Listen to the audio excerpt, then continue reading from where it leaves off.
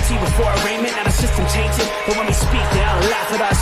And y'all wonder why I'm lacking trust. Try to fight a giant with attorneys that can back them up. That church versus science, both sides start acting up. I'm late on my assignment, hopping up a mile high, climbing, obviously never silent. New alignment, I'm defiant, cannot describe it. Used to describe it as a young graffiti artist. Before the beard, I always got carded.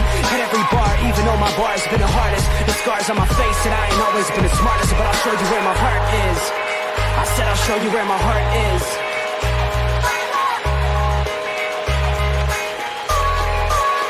I can show you where my heart's at. See it on my sleeves, even if the beat stops, my soul will not leave. If I never stood tall, nobody will ever see. I can show you where my heart's at. See it on my sleeve, I can show you where my heart's at. See it on my sleeves, even if the beat stops, my soul will not leave. If I never stood tall, nobody will ever see. I can show you where my heart's at. See it on my sleeve, I can show you where my... The type of guy that would ride with the breeze. I'm higher than most people, I'm cold and icicle freeze. I'm liking to Mike Tyson, I'm a bison, a beast. I'm high like Jamaica, like right by the beach. My pops is from a spot where they're fighting for peace. 8 years old, out there watching people fight in the streets. All these sirens only make the violence increase. Yeah, we're still not loving police.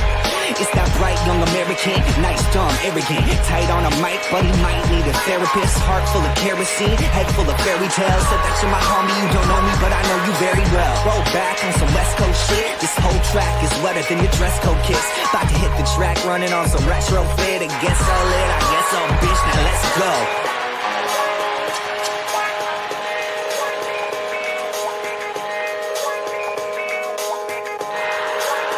I can show you where my heart's at. See it on my sleeves, even if the beat stops, my soul will not leave. If I never stood tall, nobody... Ladies and gentlemen, Tuesday. And what a Tuesday it is. We got plenty to discuss. Get to hang out with the fellas a little bit. A little sports nonsense whiskey time, ladies and gentlemen.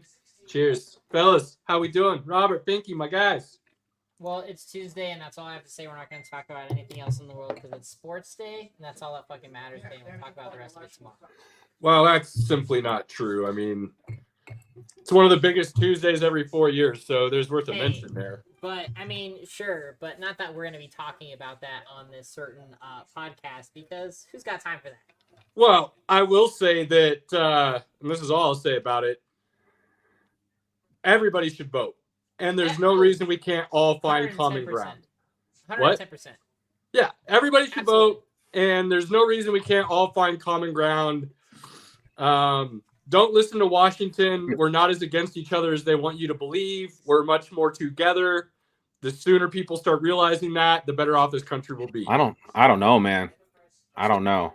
I see way more people that can't be friends with people that have opposite views of them, and there's way too much of that now. We can't even have, again, polite conversations. Well, that's the problem. You know, but if we stop listening to certain people telling us everything's hell in a handbasket and racism and this, that, and the other, and you start realizing we actually have a lot more in common than we have differences, let's start having conversations. And they should be. They should be conversations. You should be able to walk away with respect. Just like we say, this is what we're all about when it comes to sports conversation, right?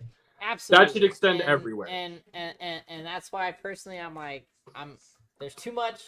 No, I'm not gonna go there. Look, we're not all gonna agree, right? But we can still walk away at the end of the day showing respect to each other and understand that we do have more in common than we don't. Absolutely. So there's that. Tuesday happens once every 4 years.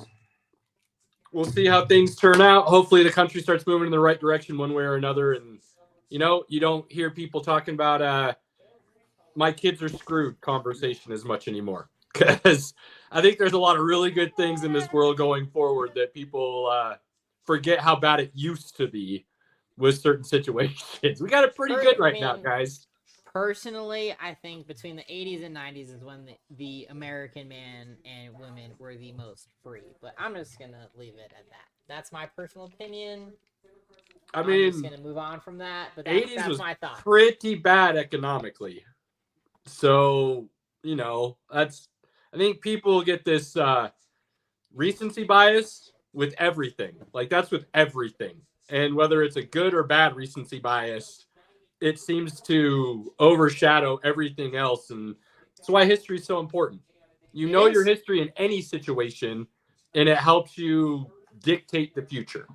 Well, I just finished. That's a perfect segue, Caleb, into a fantastic show I just finished on Apple TV called The Foundation, which deals with a theory called psychohistory, where you're able to predict empires and falling and changes of time with previous events that have happened. It's very intriguing. I have not read the books. I want to read the books, but the sci-fi concept was very interesting and very applicable to today's world. Highly recommend it. As a show, again, I cannot speak for the actual foundation that it was written on. I made a pun there, haha. But highly recommend it. It's on Apple TV. There's 2 seasons. Season 3 is coming out. Definitely give it a shot. Very intriguing. Word. Pinky, where do you want to head this evening? Where do you want to start, my guy? Well, is there any nonsense to cover first off? Well, I got some nonsense. I'm wearing my slick Drew Brees jersey. I'm getting ready to head to NOLA, boys. I'm gonna leave the snow for some 80-degree tropical storm weather. I could have been there. I'm disappointed that I'm not going, but life happens, and so be it. But I'm jealous, Pinky. I hope you have an excellent time, sir. You should have gotten an Archie Manning jersey. Andy got that. All right. So he's 8. I'm 9. And then I don't know who 10 is for the Saints. I don't know. But As long as you're not rocking a Michael Thomas jersey, I'm happy. No, Drew Brees was awesome, man. He was awesome. Brees was awesome. What he did for that city made them, even in those 3, 7, and 9 years before they had the 2017 draft, like he at least gave them hope every game that they were going to win versus going into every game knowing you're going to lose. So everybody in New Orleans should, regardless of the fact that it's Louisiana, should be a Nick Saban fan and a Miami Dolphin fan, because without them, you would not have had Drew Brees. You should be thanking them every single day that they didn't pull the trigger on Brees and went with Mr. Dante Culpepper. Right. That's for sure. That is for sure. God. And you know, whoever that doctor was that didn't clear him and was like, nah, because he wanted to sign him Miami. Wild, man. And they went with Dante Culpepper coming off a knee injury, wasn't he? Yes. And so, he never regained his strength in the knee, and it just he was never the same guy ever. He also didn't have Randy Moss to throw the ball to anymore, so that definitely changes things a little bit as well. When you have Randy Moss and Chris Carter, you're probably going to be all right. I will say though, he's got one of my favorite touchdown celebrations of all time. When he threw those deep bombs to Moss, and he would just look to the sideline and just be like, "Rolling." I love talk about TD celebrations. We have some conversations this evening about what happened on Sunday, because that shit was awesome. We'll get there, Robert. We'll get there. So feisty tonight. I mean, ready, bro. You talking about the headstand? For both of them, yes. I mean, there was 4 technically, because a high schooler did it like 2 weeks ago. Then the college guy did it, and then the 2 professionals did it. Last time I checked, we care about NFL mainly here, so that's what I'm. Whoa! No, we don't. We give everybody some love, I mean, Robert. we'll give everybody some credit, but come on, baby. Let's talk about that. Let's talk about the original. We prefer to give credit where credit's due. So I don't know the high schooler that did it, but that's who should be getting the original credit, not 2 NFL players who copycatted something. I won't disagree with you. But back to Pinky. Gonna have some fun in New Orleans. Gonna have some good food, some great drinks, good company. Gonna have an amazing time. I haven't had a break since the draft, so this is good. I need it, and it's gonna be awesome. I Shit, I I haven't don't had think. a break in 3 years. You're talking about like Well, that's come your on own now. fault, man. I did my time. All right. I just did it in my 20s. So you waited till you were 40. That's Yeah, on and you, you're man. giving me crap about it right now myself, Pinky, so I don't want to hear it, all right? Hey, bro, like I'm just telling you, when you get kids out of the way early, you're in your early 40s and now you're able to do I things am again. When you 110% happy that I don't have kids right now. Like, let me just make that abundantly clear. I know. And then when you're 40 and you're tired as shit because you got young kids, it's gonna You're come back breaking around. up so bad, dude. I don't know what to tell you. Looks good on my end. I mean, look, I always wanted to be a young dad. That's just not how the cards fell. So I take my blessings as they come and roll with it. So I'm not mad. I'm not mad. Listen, if you ask anybody who knew me in high school and like around that time, they would have taken the over under that I would have absolutely fathered a child before my sister she's had 2 children. So I'm doing pretty fucking well for myself, and I'm pretty happy about that. Can't fault you there. All right. I would say I'd talk about Crown Jewel, but I don't think either one of you guys watched it. So all right, listen, I had my niece this weekend. I had niece duties, so no, but I will watch it. I know Tiff didn't cash in, and I'm very disappointed about that because she talked about it on Friday. She was gonna cash in against Liv and asked about Dom, and I'm a little frustrated about that.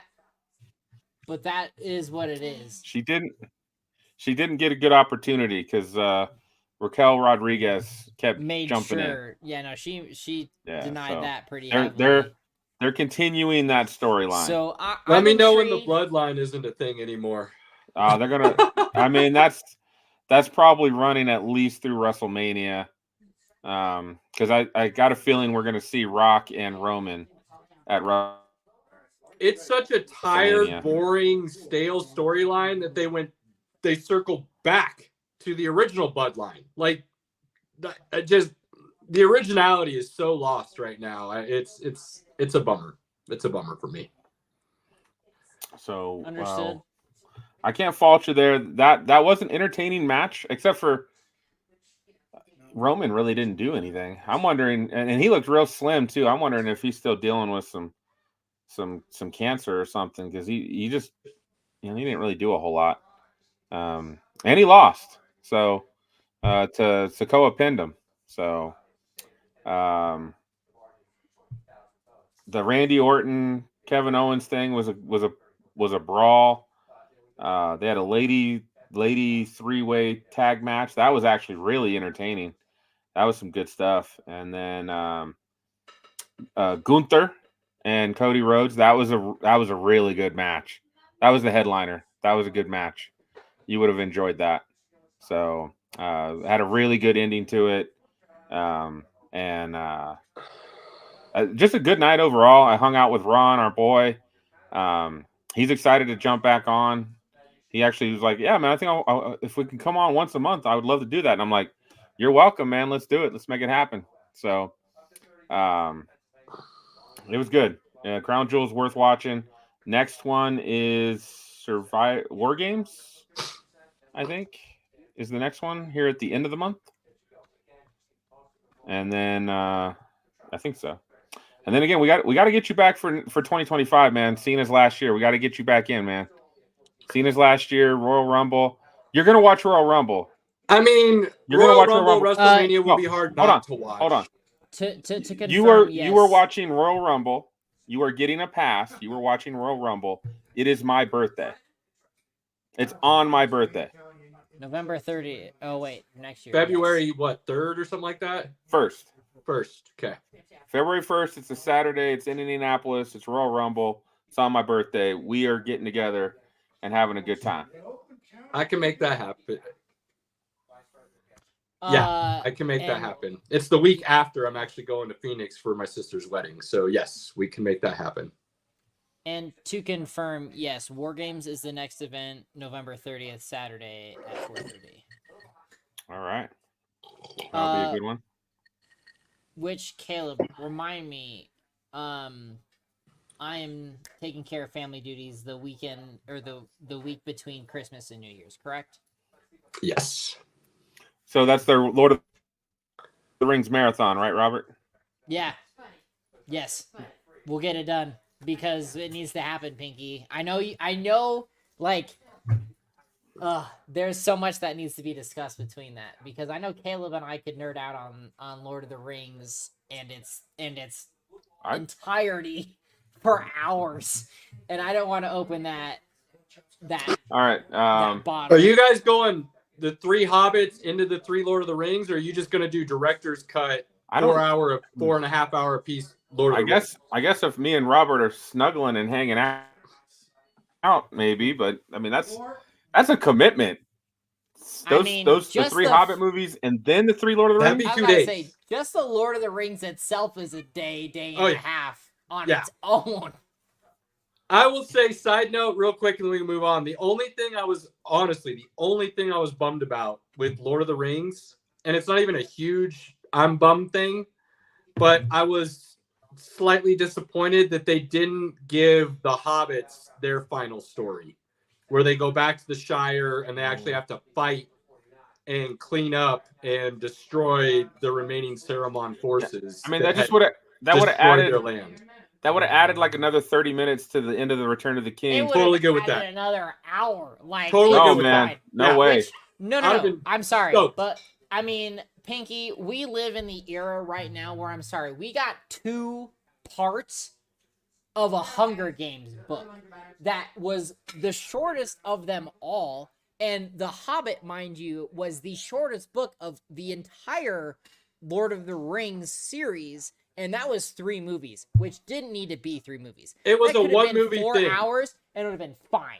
Yeah. But no, we got 3 movies, a bunch of unnecessary added crap, and some history from what Tolkien added after the fact. Like, nah. I'm sorry, man. You're not going to win that. No way. I mean, having them meet Saruman and Wormtongue on the road and seeing that Saruman's words can still carry some weight, but all his power's gone, and then getting back to the Shire and overcoming and showing the people that they're true warriors now, and it would have been awesome. It would have been awesome. What really upsets me too is if you want to dissect this at face value, it was shown in the Fellowship in Galadriel's well. It was shown. And then there was nothing else expanded after that, which again is fine because there was other things that were incorporated, but there was still a very gigantic segment missing from the culmination of Return of the King and what mattered. But it's okay. It's all right. The movies itself, they stand on their own. And again, it's Hollywood. You have to take the victories where you get them. You will never get a full adaptation of a book. I mean, if we're being honest, of all the books I've read that have been adopted into a film, I don't think anything even comes remotely close to how great Lord of the Rings was. Not at all. And coming from and I mean, we've debated on this heavily on our show, is Dune. Again, Dune itself with these 2 movies changes a lot fundamentally from the books. I have problems with that. And with them and now coming out with Dune Messiah in 2026, there are problems that I have because... Oh, we lost Robert. We did. Oh, I hit mute. That was my bad. I hit mute. There were a lot of things that were so lost in the storytelling that I'm very curious to where they're going to be able to tell Dune Messiah because a lot has been omitted or changed. So I respect it. Again, as a book lover, this is the closest that we're going to get as a faithful adaptation. So where that goes from here is left to interpretation. We've got 2 years. We'll see where it goes. But Lord of the Rings as a movie compared to books is one of the most faithful depictions that has been told, in my opinion. In my personal opinion. It will be argued on forums, but that is what I believe. I mean, we're not even talking about, like, I'm saying they left out the Shire. You could even go as far as the entire Tom Bombadil situation that they left out is a huge miss. Not only that, but I mean, you had Eowyn and Faramir develop a very significant relationship after she was redeemed from killing the Witch King. So there's a whole dynamic that is or multiple dynamics, that are not touched upon in just the very last act. We might just have to do a separate show called Nerds Unite and let's go. Just talk nerd stuff. All right, we sign me up. We got to move on. But yeah, anyway, sports. Let's talk sports. Sports. Yay, sports. Pinky. So that just reminds me of a girl we used to work with. She used to always be with Robert and I'd start talking sports, and she'd be like, "Yay, sports!" Which, speaking of, yay, sports, Pinky, I will eat my crow this evening because I don't know if you kept up on your bets this afternoon for the Champions League, but Liverpool I just saw they lost. Decimated Leverkusen 4-0, which again, I told you this afternoon I would not have taken because Leverkusen was the champion from the Bundesliga last year. And they had one of the most renowned seasons of wins. They got demolished. So, Pinky, I'm sorry. I hope you took some money away from that. No, I lost my two bets. My two soccer bets were toast. Sorry to hear that. I will eat the shit that I bestowed upon you earlier that Leverkusen would have been who I picked. I got greedy. I was like, ooh, a lot of people are betting on these two soccer bets. I'm gonna bet on it too. So, and they didn't work out. I'll give it to you. My bad, bro. All good. Hey, I think we had not had it final. It was pretty much finalized, but it wasn't completely finalized last week when we were talking. Congrats to the LA Dodgers.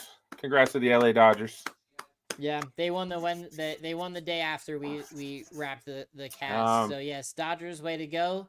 And by the way, all the best wishes to Shohei Ohtani with his torn labrum and getting surgery. I read that this afternoon. He's supposed to be good by spring training, but again, shoulder surgery is never fun after having already been through surgery this last season. So, which shoulder is? I believe it was his throwing shoulder. I believe it was his right, if I recall correctly. Is he a lefty or is he a righty when he pitches? Caleb, you know more than this. Ohtani, he bats left, he throws right. So, I correct me if I'm wrong. So it was his left? Caleb, it was the right shoulder he dislocated when in Game 4. If it's his right shoulder, I mean, sometimes with those shoulder injuries. I can't remember now. Hang on, I'll look it up. I got it. Okay, you look it up. I want to say it was his left shoulder, but I also heard, and I haven't had a chance to look this up yet, but I heard somebody on the radio. His left shoulder. Yeah, his left. That's why I wasn't concerned when it happened initially. He didn't dislocate it. It's a torn labrum. No. Whoa. Hang on. Hold on. He had surgery for a torn labrum. After dislocation. He tore it after. That's what he dislocated it. Yeah, Dodgers. I don't remember a dislocation. Shoulder surgery after dislocation. I think the initial reports were dislocation, turned out to be a torn labrum, is what Hang on. So, Ohtani suffered what the Dodgers initially described as a subluxation or slight dislocation of his left shoulder in an attempted steal of second base in Game 2 of the World Series. That was the initial thought and report, but it turned out to be, at least from my understanding, not a dislocation like they originally believed. It was a torn labrum. Semantics. Either way, it's a shoulder injury, but the torn labrum. Shoulder surgery for Ohtani.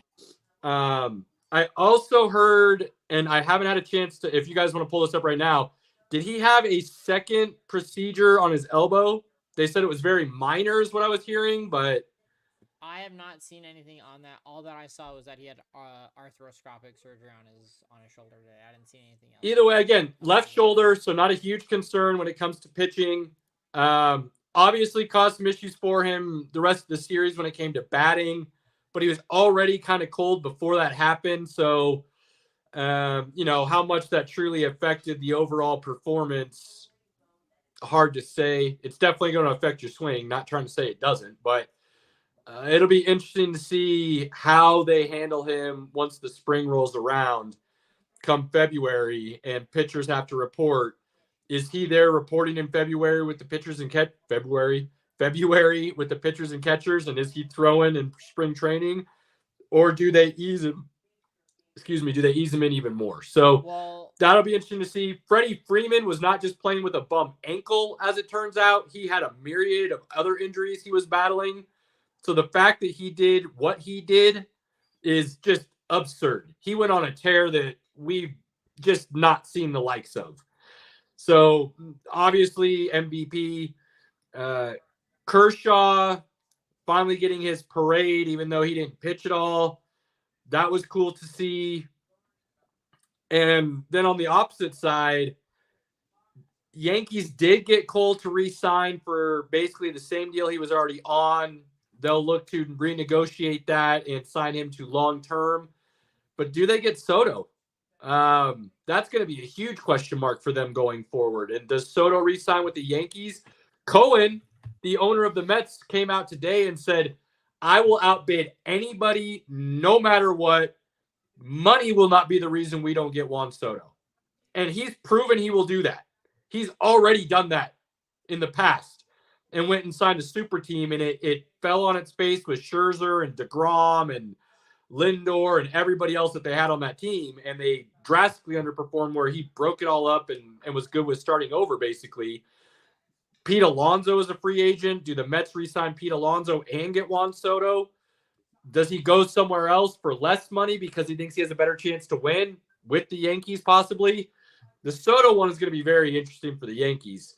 The Dodgers have said they're interested, and they've shown that they'll dip way into the luxury tax to sign anybody they want to.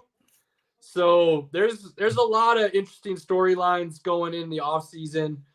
Dodgers are definitely going to be the front runners come the beginning of next season with their staff fully healthy on the pitching side, and then obviously the bats that they have. I mean, it's going to be an interesting next, call it 30 days in baseball, because free agency kicks off here in a minute, and then, all hell breaks loose. So the other big name I'm looking for, I know Corbin Burns is probably the biggest pitching name out there. And there's talks of him getting upward, $200 million on a deal for Corbin Burns. Soto's talking anywhere between $500 and $700 million. But the name I'm interested in seeing outside of Juan Soto is actually Max Fried from the Braves. He's had some injuries here that have cost him some years and some time, but when he was right, he's one of the best lefties in the game right now on the mound, I think.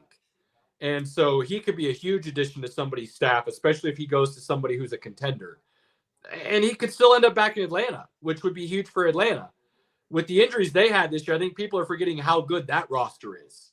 But they had a lot of injuries that took them kind of out of the picture right after the All-Star break. So it's not like Atlanta's, devoid of talent. Which so, I also, just to be clear, Aaron Judge is going to be available to drop the ball on New Year's Eve in New York just because that's what he does. So no, that's cold. This is why baseball and me don't get along. That was the first error Judge has had. It was like in 363 possible fielding decisions dating back to like a year and a half ago. It just is unfortunate that it happened to him in the World Series. And that's where, me and baseball traditionalists get very opposite sides of the fence, right, Pinky? I see things and I love the game. I always have. It's a chess match. I grew up as that was, my grandfather's and my father's favorite sports. It got down inherited to me that way. So I've always loved the game. For whatever reason, I've always had a very different lens that I look through when I watch it. And it is not a baseball lens, apparently, in the slightest. So, I talked about guys like Judge and Ohtani going on their cold streaks as the playoffs rolled around. And Judge was virtually non-existent in the postseason and World Series last time I checked. He wasn't, except for he did show up in the final game. And then his error, unfortunately, started a domino effect for the Yankees that they couldn't get out of. So Baseball is a wild game, a wild game that I find very fascinating. And let's be honest, I love history, like absolutely love history. There is not a sport, any sport, as far as I'm concerned, that can compare with baseball when it comes to history, because they can basically trace back every modern day stat all the way back to like 1900. And you can literally compare the same stats for every player for the last 120 plus years. That's wild that the game has been that similar for that long, that you can truly compare it in that regard. And they're valid comparisons. Now, you can talk about the dead ball era, the live ball era, steroid era, and things of that nature, and separate them out that way. But they're still the exact same stats. You know, like basketball didn't start counting blocks until like 1975. Yeah, football and the different rule changes they've had that have drastically altered and significantly changed the game in such a way that it is hard to compare stats over different eras. You know, it's a very interesting thing when you start diving into it.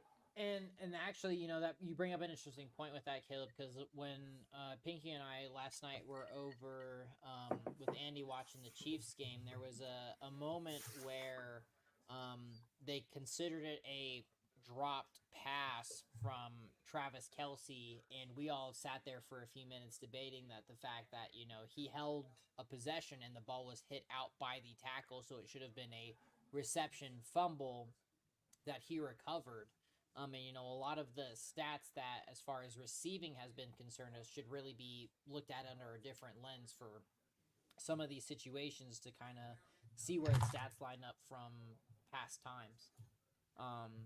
It really does have, I think, an impact to the game, because when you're looking at stats and receptions and all these other things that play into a player itself, there a lot of different mediums, there's a lot of different standards, and I think there should be a I don't want to say like a streamline, but a understanding, or a gentleman's understanding of what that truly means. And one of the things I've always said, and I don't remember exactly when I learned this or who I learned it from, or if it was just kind of an epiphany because I love history and I love numbers and geeking out into those stats, and I always have.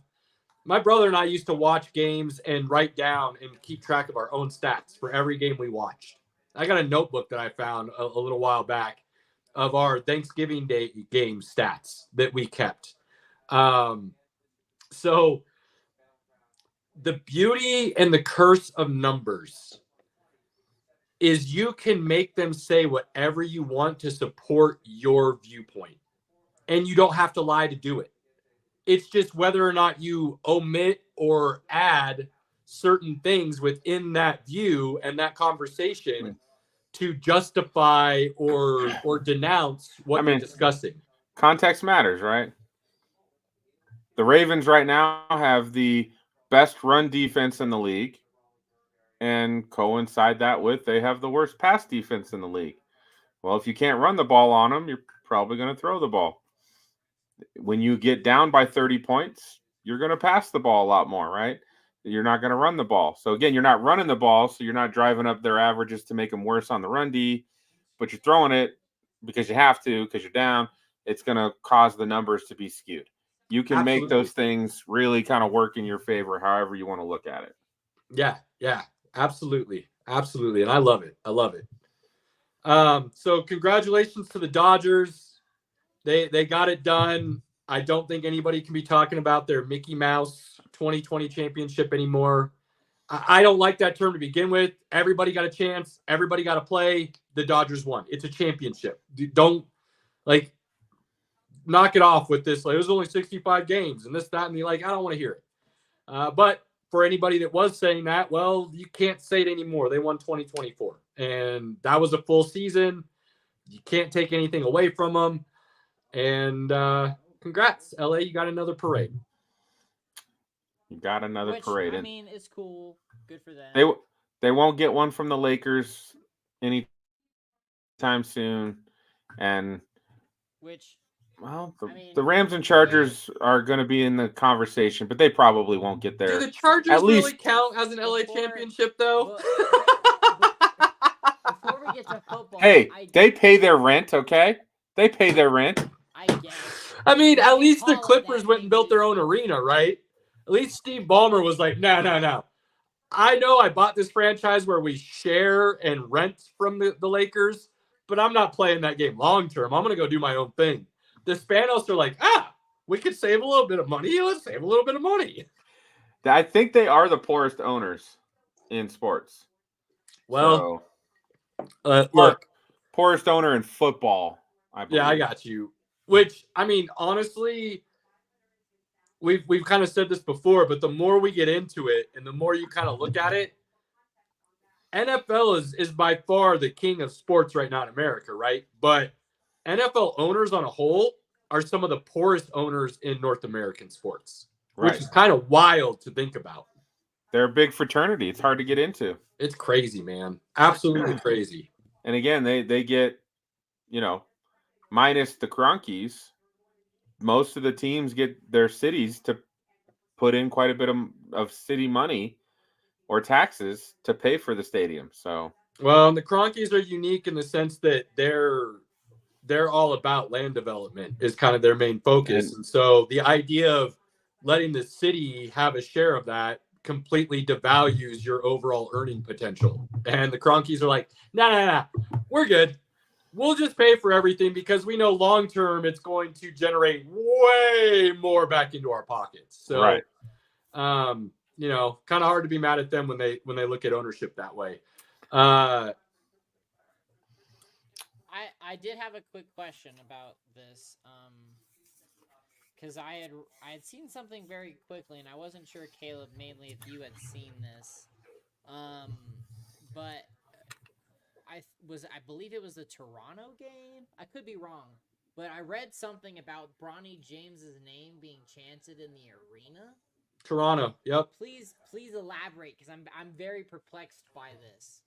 I think the way he carries himself, I think people are starting to he's ingratiating themselves to the overall NBA fan base because of the way he carries himself, handles his business, and the way he speaks publicly. He does come across as very humble and grateful. By all accounts, first dude in the building, last one out. He's really trying to, regardless of how he got the opportunity, stand on his own 2 feet with that opportunity. And I think the fans overall, true NBA fans, are recognizing that. And they're trying to show their support for a kid who's trying to do things the right way. A young man who's trying to do things the right way.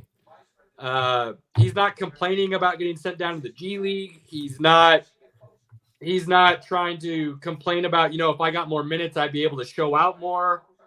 He hustles all the time when he's on the court. He tries to do the right things, make the right basketball plays, play the game the right way. So I think that's what you're seeing. And that's kind of what I said was going to happen long term for him. Well, I'm glad that they finally were like, okay, you had a couple games.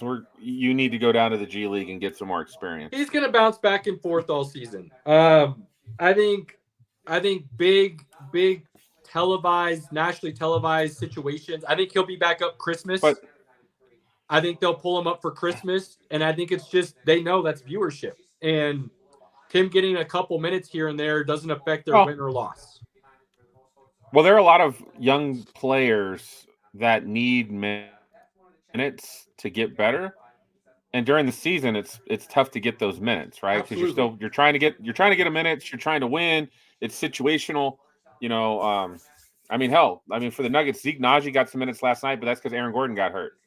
Zeke Naji hadn't touched the court yet, and he he played in previous season pretty good minutes. So he shouldn't touch the court, but that's a whole nother story for a different time. you run out of options when yeah. Bench got real thin. Injuries. I will say this: I still truly believe long term, Bronny can turn into a solid 3-and-D guy in the league. I've said that since he went to USC last year. I still fully believe that. I see the capability and the signs of that potential. Now, that could be a 7th or 8th man in the rotation. I'm not saying he's a starter, but I do see him being able to be a solid 3-and-D type long term.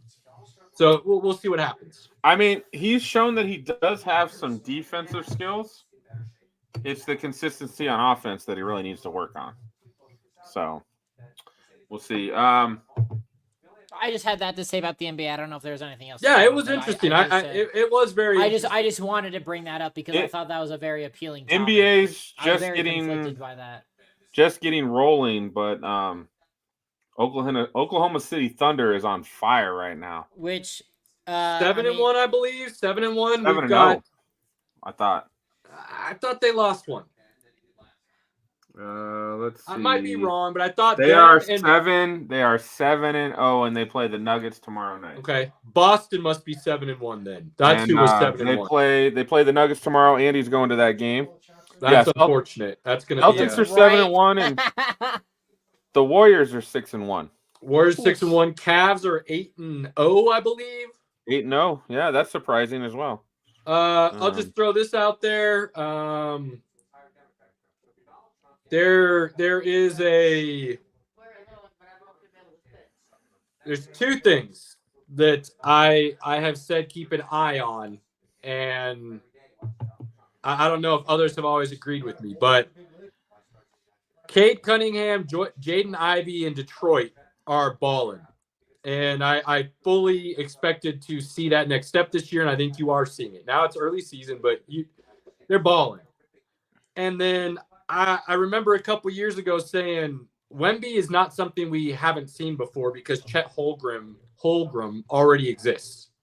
And their numbers this year are showing that they are the same dude. I'm not trying to say Chet is going to be as good as Wemby long term. I don't know if I can say that at this point, but I think look, I ate my crow already. Scoot Henderson was not what I thought he was going to be. Okay. Like, I'm good with saying that. He has drastically underperformed from what I thought he would be able to do as a point guard coming into the league. I do still think, though, Wemby got more hype than what he maybe should have had. But I'm still kind of waiting to see because he is playing with nothing around him. So you put some stars around him, or at least a couple almost all-stars, because right now he's playing with a bunch of bench dudes. You put some actual starters around him, and he could take another level and become truly generational. But I don't. Right now, I think him and Chet are the same dude. And it would be interesting to see what Wemby could do with all that talent around him at Oklahoma City and what Chet would be able to do with no talent around him in San Antonio. I don't know if I could say Chet would be able to do the same things, but they are both really good players. I think Wemby is a little bit smoother than Chet and a little more athletic than Chet. I'm not going to necessarily disagree with you there. But you look at their numbers right now for this season, they are basically identical. Biased. But I do like Chet a lot. I like Chet a lot. And I do like Wemby. Yeah! What do you... Lecky scored. Nice. What are you biased about, Robert? First game back in a while. Caleb, I'm a nerd. I appreciate nerds, and especially when they're outspoken nerds. That's my thing. And Wemby's a big nerd. He just met the entire, the Star Wars cast. He met Ewan McGregor and Hayden Christensen. He loves Star Wars Legos. I personally love Wemby. So, I'm anything for this man. You need to go look up, drawing a blank. I'm ready. Miles Turner. Look up Miles Turner Legos. There's a lot of nerds in sports, my guy. Jamal Williams. Jamal Williams with the Saints. Dude, that's my homie. Okay. That's my homie. I'll get some other names to you so you listen, you can Caleb, fandom out a little bit more and grow. We're a little early to get into NFL, but I will tell you personally, 2.5 years ago when the Lions, my team, had Jamal Williams, and that motherfucker popped off after I forget who was injured that season, but he was their replacement and was just amazing. And then they let him go. I cried, like legit man tear, like happened, and I was like, okay. And he's at the Saints now, and that's okay. Which, I mean, the Saints started off well, and now It's they're one of just a those burning things dumpster where, fire. But David Montgomery was a little bit younger, a little bit cheaper, so I'm but not it's the gonna put it same on the line. Like, player. it is what it is. I know, I it's- make my Robert- peace with it. Robert, you've seen Wemby play live. I have, and that is also another reason why I am biased. Is I personally He did a 5-for-5 game when we Yes. were in Look, attendance. I'm on the like, record of saying I secretly, as much as I shouldn't say this as a Nuggets fan, I secretly would love to see Cooper Flagg go to San Antonio and play with Wemby and form The the Twin new- Towers. like again Look. personally. I don't have a. I mean, I guess I could because we can really go back into Robert lore and deal with this. But like when I was a kid, the first team that I played for on a basketball team as a little freaking peewee was the Spurs team. So like I appreciate the Spurs, but again, I also have not really given a crap about basketball until recently. So Nuggets, Spurs, that's kind of like my thing. And just so happens that my first actual game was a Nuggets and Spurs game. So Nice. like there's a lot of I'm gonna see- sentimental value here with that. So I'm gonna I see Wemby appreciate again in Wemby 2 weeks. more. All right, because that's right. You're going to. Oh man. I'm gonna go see him play OKC in San Antonio. I'm a big David Robinson guy. I think he is just criminally underrated in the all-time center conversation. The dude scored, I want to say 71, I believe, 71 points in a game. He's got a quadruple double. People want to talk about him like stat padding and stuff. Like, I don't want to hear that nonsense. You don't score that many points just to stat pad. Like, you've got to be good to do it. And I'll argue you have to be great to do it. The Admiral also lost a couple years of his overall career because of his Navy service and having to work around that and get out of that.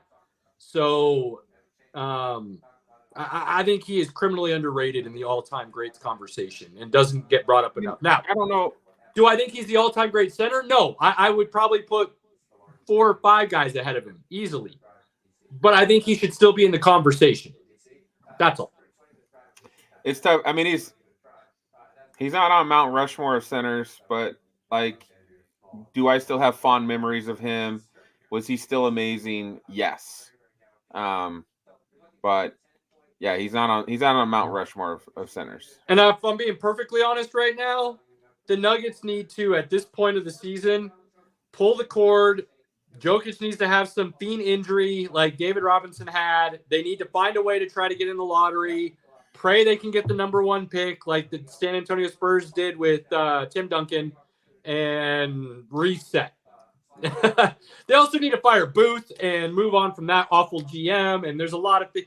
We're not going to go into that. Continue, good sir. Anything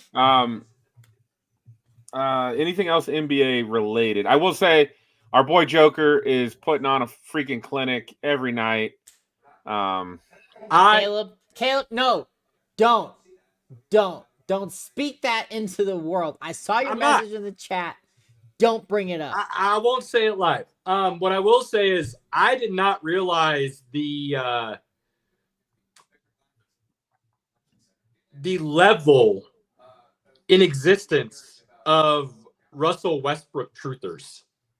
I am blown away at the number of people who have come out the woodworks to talk about how Russ is the perfect fit.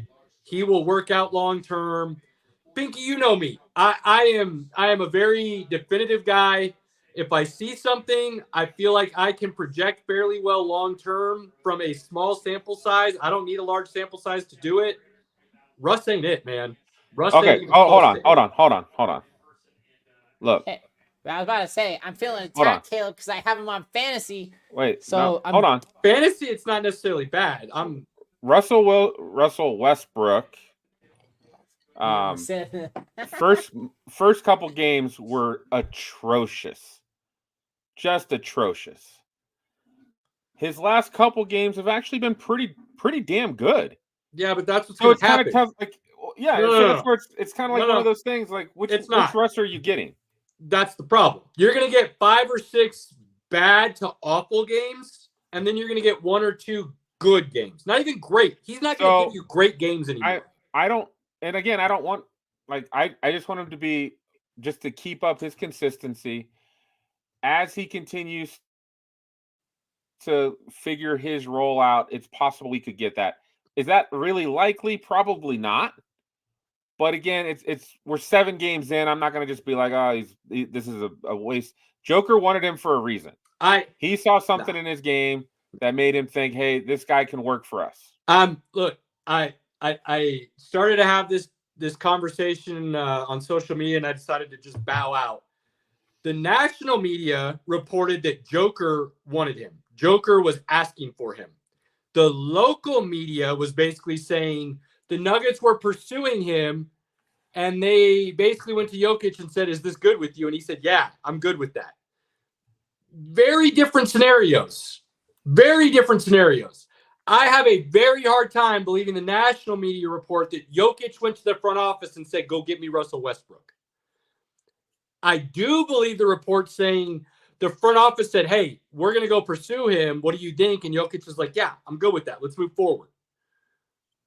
Though that's very different. That's very, very different things. And again, we need him to be a different player than he's been in the past. But you're not going to get that. He's a bad shooter. Russ, I don't hate you. And in fact, if you go back, I was very high on you and the way you played and said you should have won the MVP when you got the triple-double. I'm not trying to be a hater. I'm trying to look at this as objectively as possible. The last 4 years, your game has declined every year, basically. You are a bad shooter. Let's talk facts. You're a bad shooter. You are a turnover machine. That is a fact. You are a turnover machine. You play average to below average defense. None of those things are the missing puzzle piece or even a fitting puzzle piece into what the Nuggets needed to move forward as a true championship contender. Does he have the talent to be able to adjust and correct? I think so. But you haven't done it in 4 years. So why would I sit here and continue to hope for a change when what you've shown me is such that change is not going to happen? What's that old saying? Believe and trust what people show you. Don't make it out to create something in your mind that's not there. If somebody shows you who they are, believe that's who they are. Russ has shown us who he is.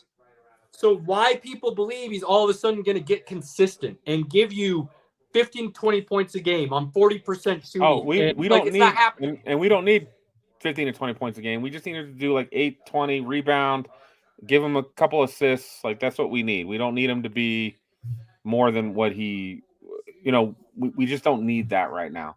And again, the last 3 games, he's played pretty damn good. Not amazing, but pretty good. So, we'll see. Look, I think your biggest thing is empty stats, and you hate empty stats. Russ Westbrook gives you a lot of empty stats that people have a hard time looking through. He can. Empty stats in basketball are a lot bigger glaring issue than they are in football, because empty stats in football can create comebacks, and they can create situations where, yeah, he threw for a lot of yards, but that's because they were down really big. But all of a sudden they're back in the game or they win the game. In basketball, empty stats truly are you're playing in a situation where that game is out. And you're putting up numbers where they do not matter anymore. And Russ is going to give you a lot of those this year. And Pinky, you can back me up here. There is nobody out there who would be more willing to eat all the crow that exists for being wrong about Russell Westbrook than I am. I hope I'm insanely wrong about this. I would love nothing more than to be all wrong about the Wessel Westbrook situation. I'm just not. I'm not. I just feel like we're going to be. I think we're going to be somewhere in the middle. Nah. I think it's not going to be like completely trash. If the Nuggets are smart, they're going to figure out how to move him as part of a deal to acquire actual talent. That's what they should be hoping. They should be hoping he plays well enough that they can move him for an actual piece that matters. But I think we can both agree that Booth's probably not that talented to make something like that happen. So we'll just go ahead and eat that. So, all right, enough depressing basketball talk. Wait, I wanted to say one other thing. Oh gosh, okay. Sorry. And I think this is a big deal. I feel like we're going to touch on this a little bit. Maybe we won't. Maybe we won't at all. As far as the football kind of similar story is concerned, if we don't, that's fine. But there was a story that came out with Joel Embiid, and I do feel like it requires a conversation. There was a reporter issue or whatever. There was a reporter, I believe it's Marcus Hayes is the name. He did a story and basically tried to talk about, for lack of a better way of explaining it, Embiid and why he's not good and this, that, and the other, and so on and so forth, and try to basically bring Embiid down. This reporter decided to include, but he went for those reasons, he decided to include Embiid's deceased brother and his 3-year-old son. Yeah. Trash. The dude is trash for bringing it to that level. There is zero reason why you bring that into a story in any shape, way, or form. Embiid confronted him in the locker room when this guy showed up, ended up shoving him as part of the, we'll call it, conversation that the two had. And Embiid is now being suspended 3 games because of this. I cannot stand trash journalism. Cannot stand it. I do believe there's a standard that these journalists and these reporters should be held to. That dude should be banned from the locker room. And if I'm the Sixers, I'm taking it a step further. He is not allowed to ask any questions in any media session for the year. And then we'll reconvene at the season's end. This dude should not be allowed to have any access within the 76ers organization. Period. That's how I feel about it. And they need to be held to a higher standard as a journalist. And the fact that he's not being talked about as being reprimanded or having his access pulled, I think is a complete joke. Well, never mind. Nope. I'm going to add this, and I'm going to add in the Jason Kelce situation. That's what I was... Because I feel like they're kind of similar. At the end of the day, at this moment, as a society, there are too many people that feel like they can say what they want to say to your face, they can say what they want to say behind a keyboard, and they are not afraid of getting punched in the face. Well, listen, I mean, I'm sorry, you're right. But I mean, absolutely, but that's part of the situation is now I don't want to say confidence because that's not the exact word I want to use. Bravado? Sure, yes, bravado is an excellent term, Caleb. Is that Bravado's they have the a good one. bravado be able to walk up and say these things without being reprimanded or having to deal with the repercussions of said issue. And I mean, I'm not one to condone violence by any means, but when you are pressing the envelope of someone of that caliber, I don't know what else you're going to expect. Like, I'm sorry, but like if you're going up one of the best centers in the entirety of the NFL, like, I'm sorry, you deserve to get your fucking teeth knocked out. Well, that had nothing to do with like who he's going against. It's no. He's literally putting out homophobic slurs about his brother for no reason. And I am the person who comes of the opinion, like, defend your family, and that is a situation like you're gonna stand up and do what you feel is necessary. In that situation, when you're being talked down to and things like that by your own family members, that kid deserved it. That kid's lucky he didn't get punched in the face. Absolutely. I have always been and always will be a big believer in sticks and stones may break my bones, but words will never hurt me. Words only have power when you give them power. I refuse to believe otherwise. They only have power if you give them power. Now, I understand certain words are specifically made to belittle someone, but it only belittles if you allow it to belittle. If you show that person that that word is not going to have any effect on you, that person just lost all their power that they thought they had. That all being said, I also have no issues with what Embiid did or what Kelsey did. What Embiid did is, as far as I'm concerned, is he defended his family. You do not bring family into a situation where you're talking about sports and why somebody's not successful on a court. You don't do it. 110%. You don't. With the Kelsey situation, the reason I'm okay with what Kelsey did, while I expect better from him, I'm not mad at what he did. And that's because that kid, that disrespectful young man, that immature individual, that ignorant individual, he said it more than once. He repeated it multiple times while Kelsey was walking, to the point where he was trying to instigate. He was trying to get Kelsey's attention, and then he finally got it. If he had just said it the one time, I fully believe Jason Kelsey would have kept walking. He didn't, though. He followed him and yelled it multiple times. So Kelsey stopped, turned around, and did what he did. Kelsey came out and apologized, and he said exactly what I would hope he would say. I live by the golden rule, and I expect better from myself. It was a moment of weakness. I could have handled it differently, and he could have. He could have pulled out his phone and started videotaping the kid, gone on live or whatever, and said, repeat it. Say it again. No. You don't want to say it now? Say it again. Hey, somebody else, let's say what he said. Let's put him on blast. Let's make him social media famous for what he said and end him. Similar to what happened with was it the Eagles fan that punched the dudes in the face? Ravens. That's right, the Ravens fan. That dude's now going to serve jail time for what he did. Hate speech is hate speech. Had Kelsey handled it ever so slightly different, that dude would have been kicked out of Penn State. He would have, the university would have easily revoked his ability to go to school there. So that's why I'm so big on sticks and stones. May break my bones, but words will never hurt me. If you're able to, and I'm not saying I'm even capable of it all the time, but my thought process is if you're able to do such, long term, the person in the wrong will suffer bigger consequences because of that.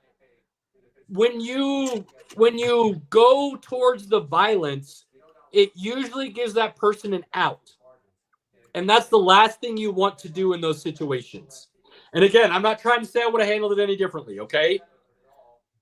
I'm just saying the big picture idea, what we would like to see everybody be able to do is allow those things to happen in those situations to where you're able to put the person on blast rather than resort to violence to handle it, because the majority will then be able to side with the right.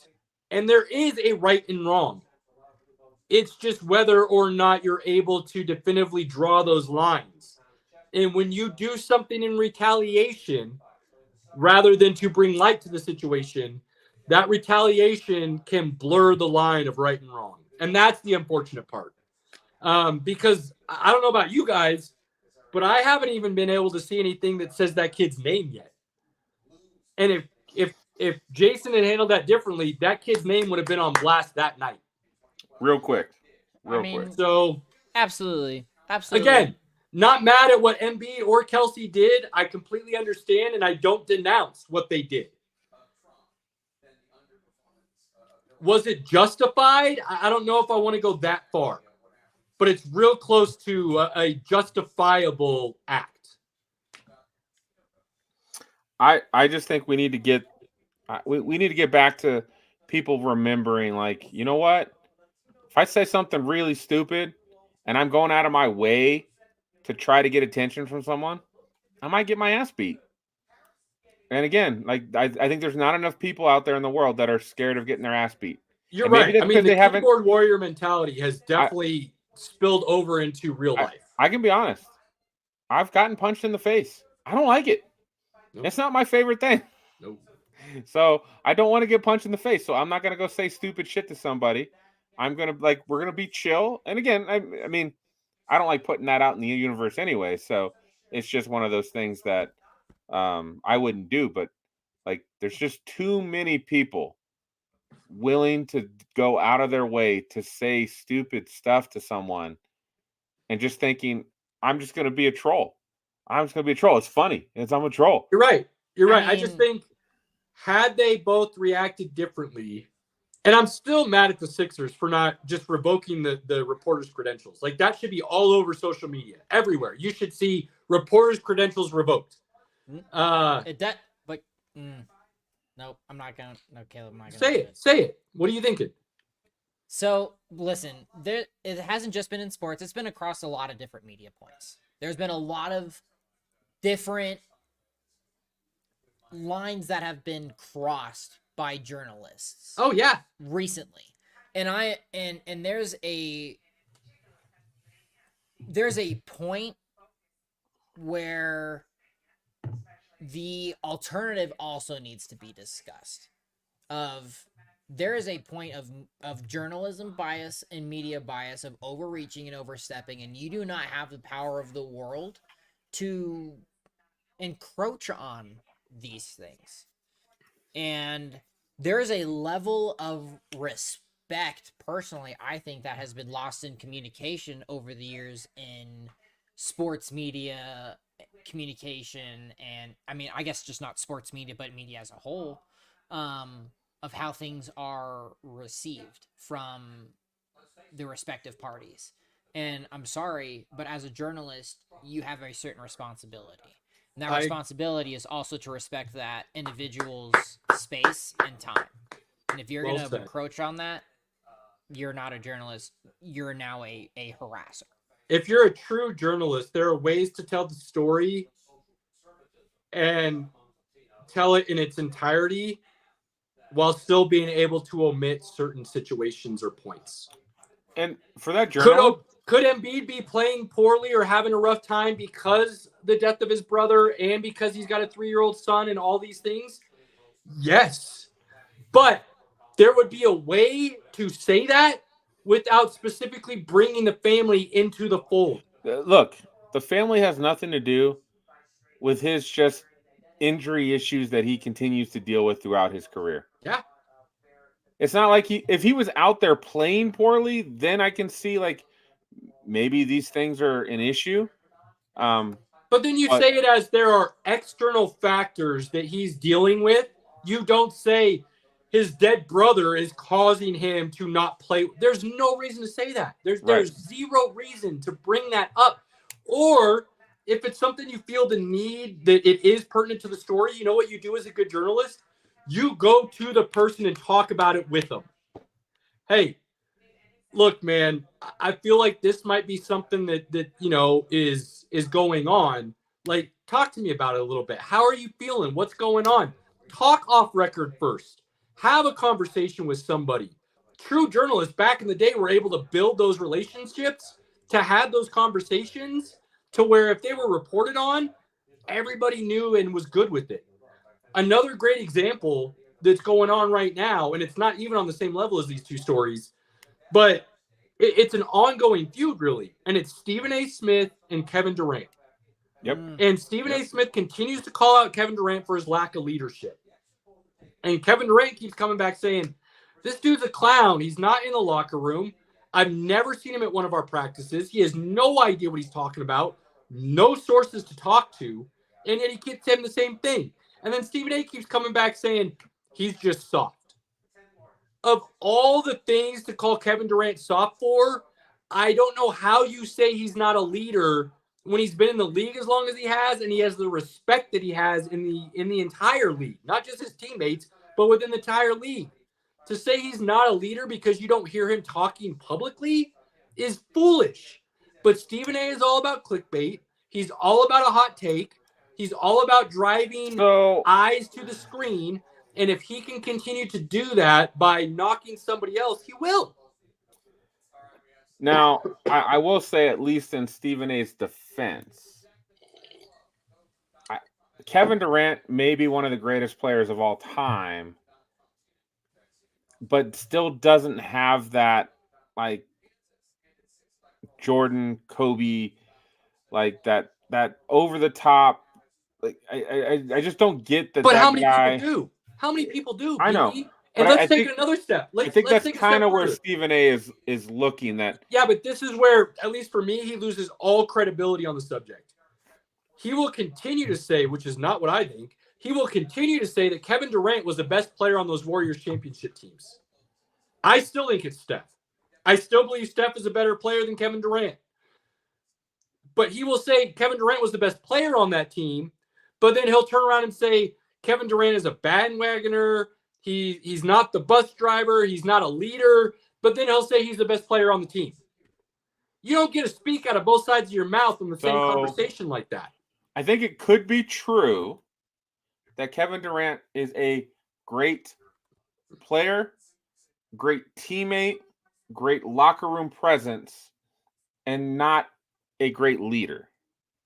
I don't know how you can be all of those things and then not be a leader. It's possible he's not a leader. And again, some people think it's okay if they lead by example. You hear that a lot in the NFL. I'm not a rah-rah guy. I'm not a pump my guys up. I just do my job. I do my work, and I lead by example. But we want more, right? Now, again, Stephen A. being the journalist, not in the locker room, isn't going to see all the other things that Kevin Durant does that could be considered leadership behind the scenes. He just sees what's on the court. And on the court, you might say he's not a leader. But during practice, in the locker room, helping the young guys, all that, he could be a leader, right? So, again, probably not what you should attack Kevin Durant for. Like, that just seems like, again, what are you trying to do? But again, Stephen A., as we all know, he likes to have his name out there. He likes to come up with crazy stuff.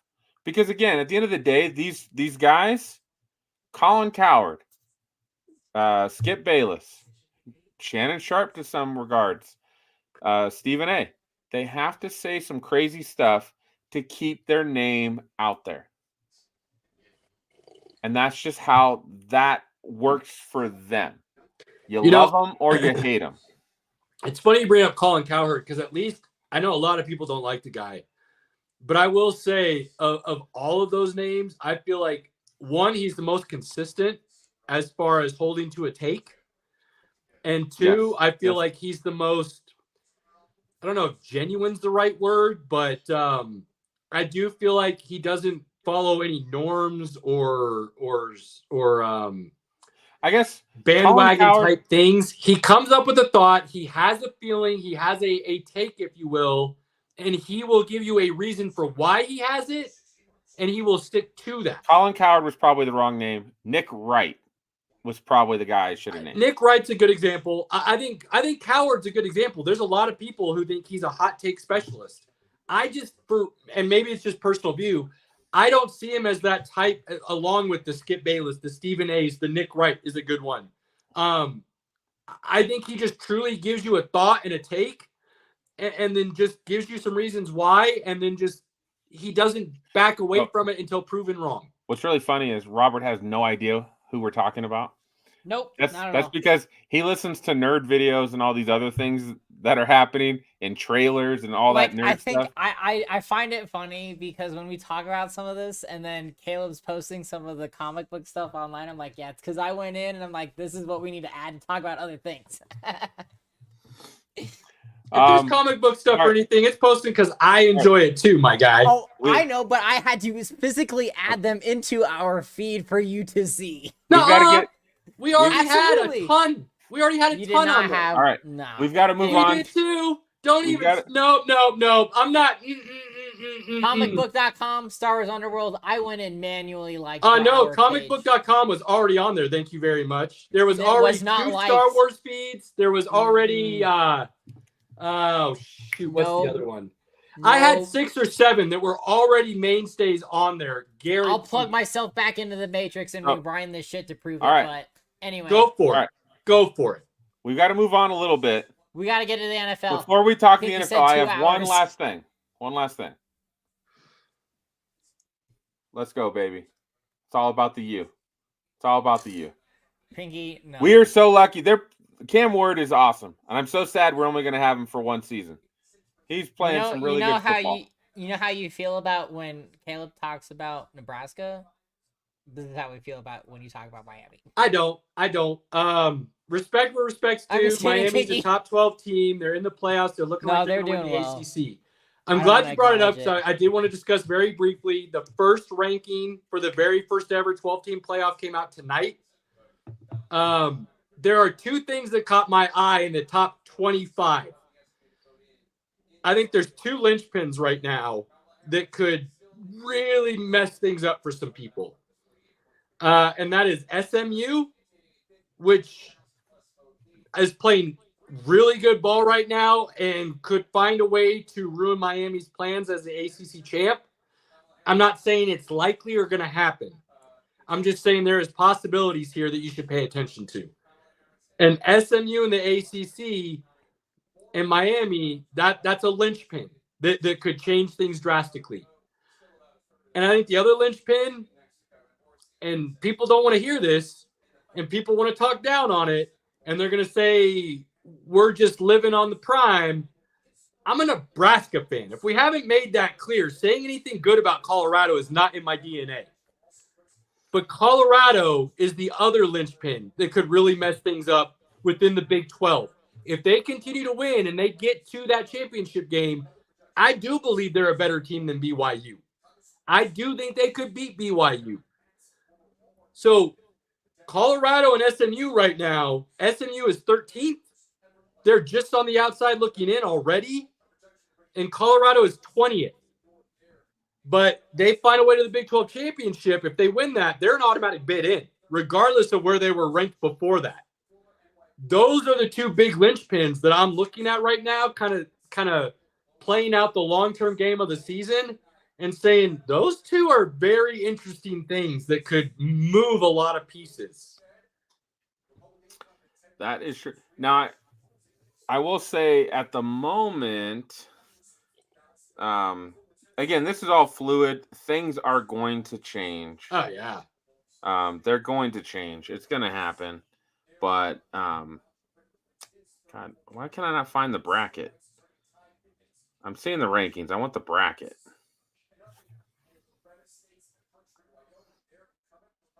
All I know is Miami would they would make it in as it stands today, but they play the winner of Alabama, Texas. They would hope for Texas to win in that case. Alabama would probably smoke Miami. Texas might be better than Alabama. I don't know if they are. I don't know if they are. That's up for debate, but it's right there. I will say this: you mentioned Cam Ward. Right now, by most odd sites, Cam Ward and Travis Hunter are now tied for the Heisman odds. I will continue to say this. I continue to get beat up for it. Shedeur Sanders is still the best quarterback in college football. Cam Ward is insanely good. Do you know why? I think he can be very good in the NFL. I still think Shedeur Sanders is the best quarterback in college football. I'm going to ask Robert this question. Robert, can you tell me why people are rating Cam Ward over Shedeur Sanders as the number 1 quarterback in the nation right now? My main guess would be that it's because of wins. Nope. Then because when they're evaluating quarterback talent, they're not. It's not about wins or losses, because they're looking for what can this guy do in the NFL. It's attitude.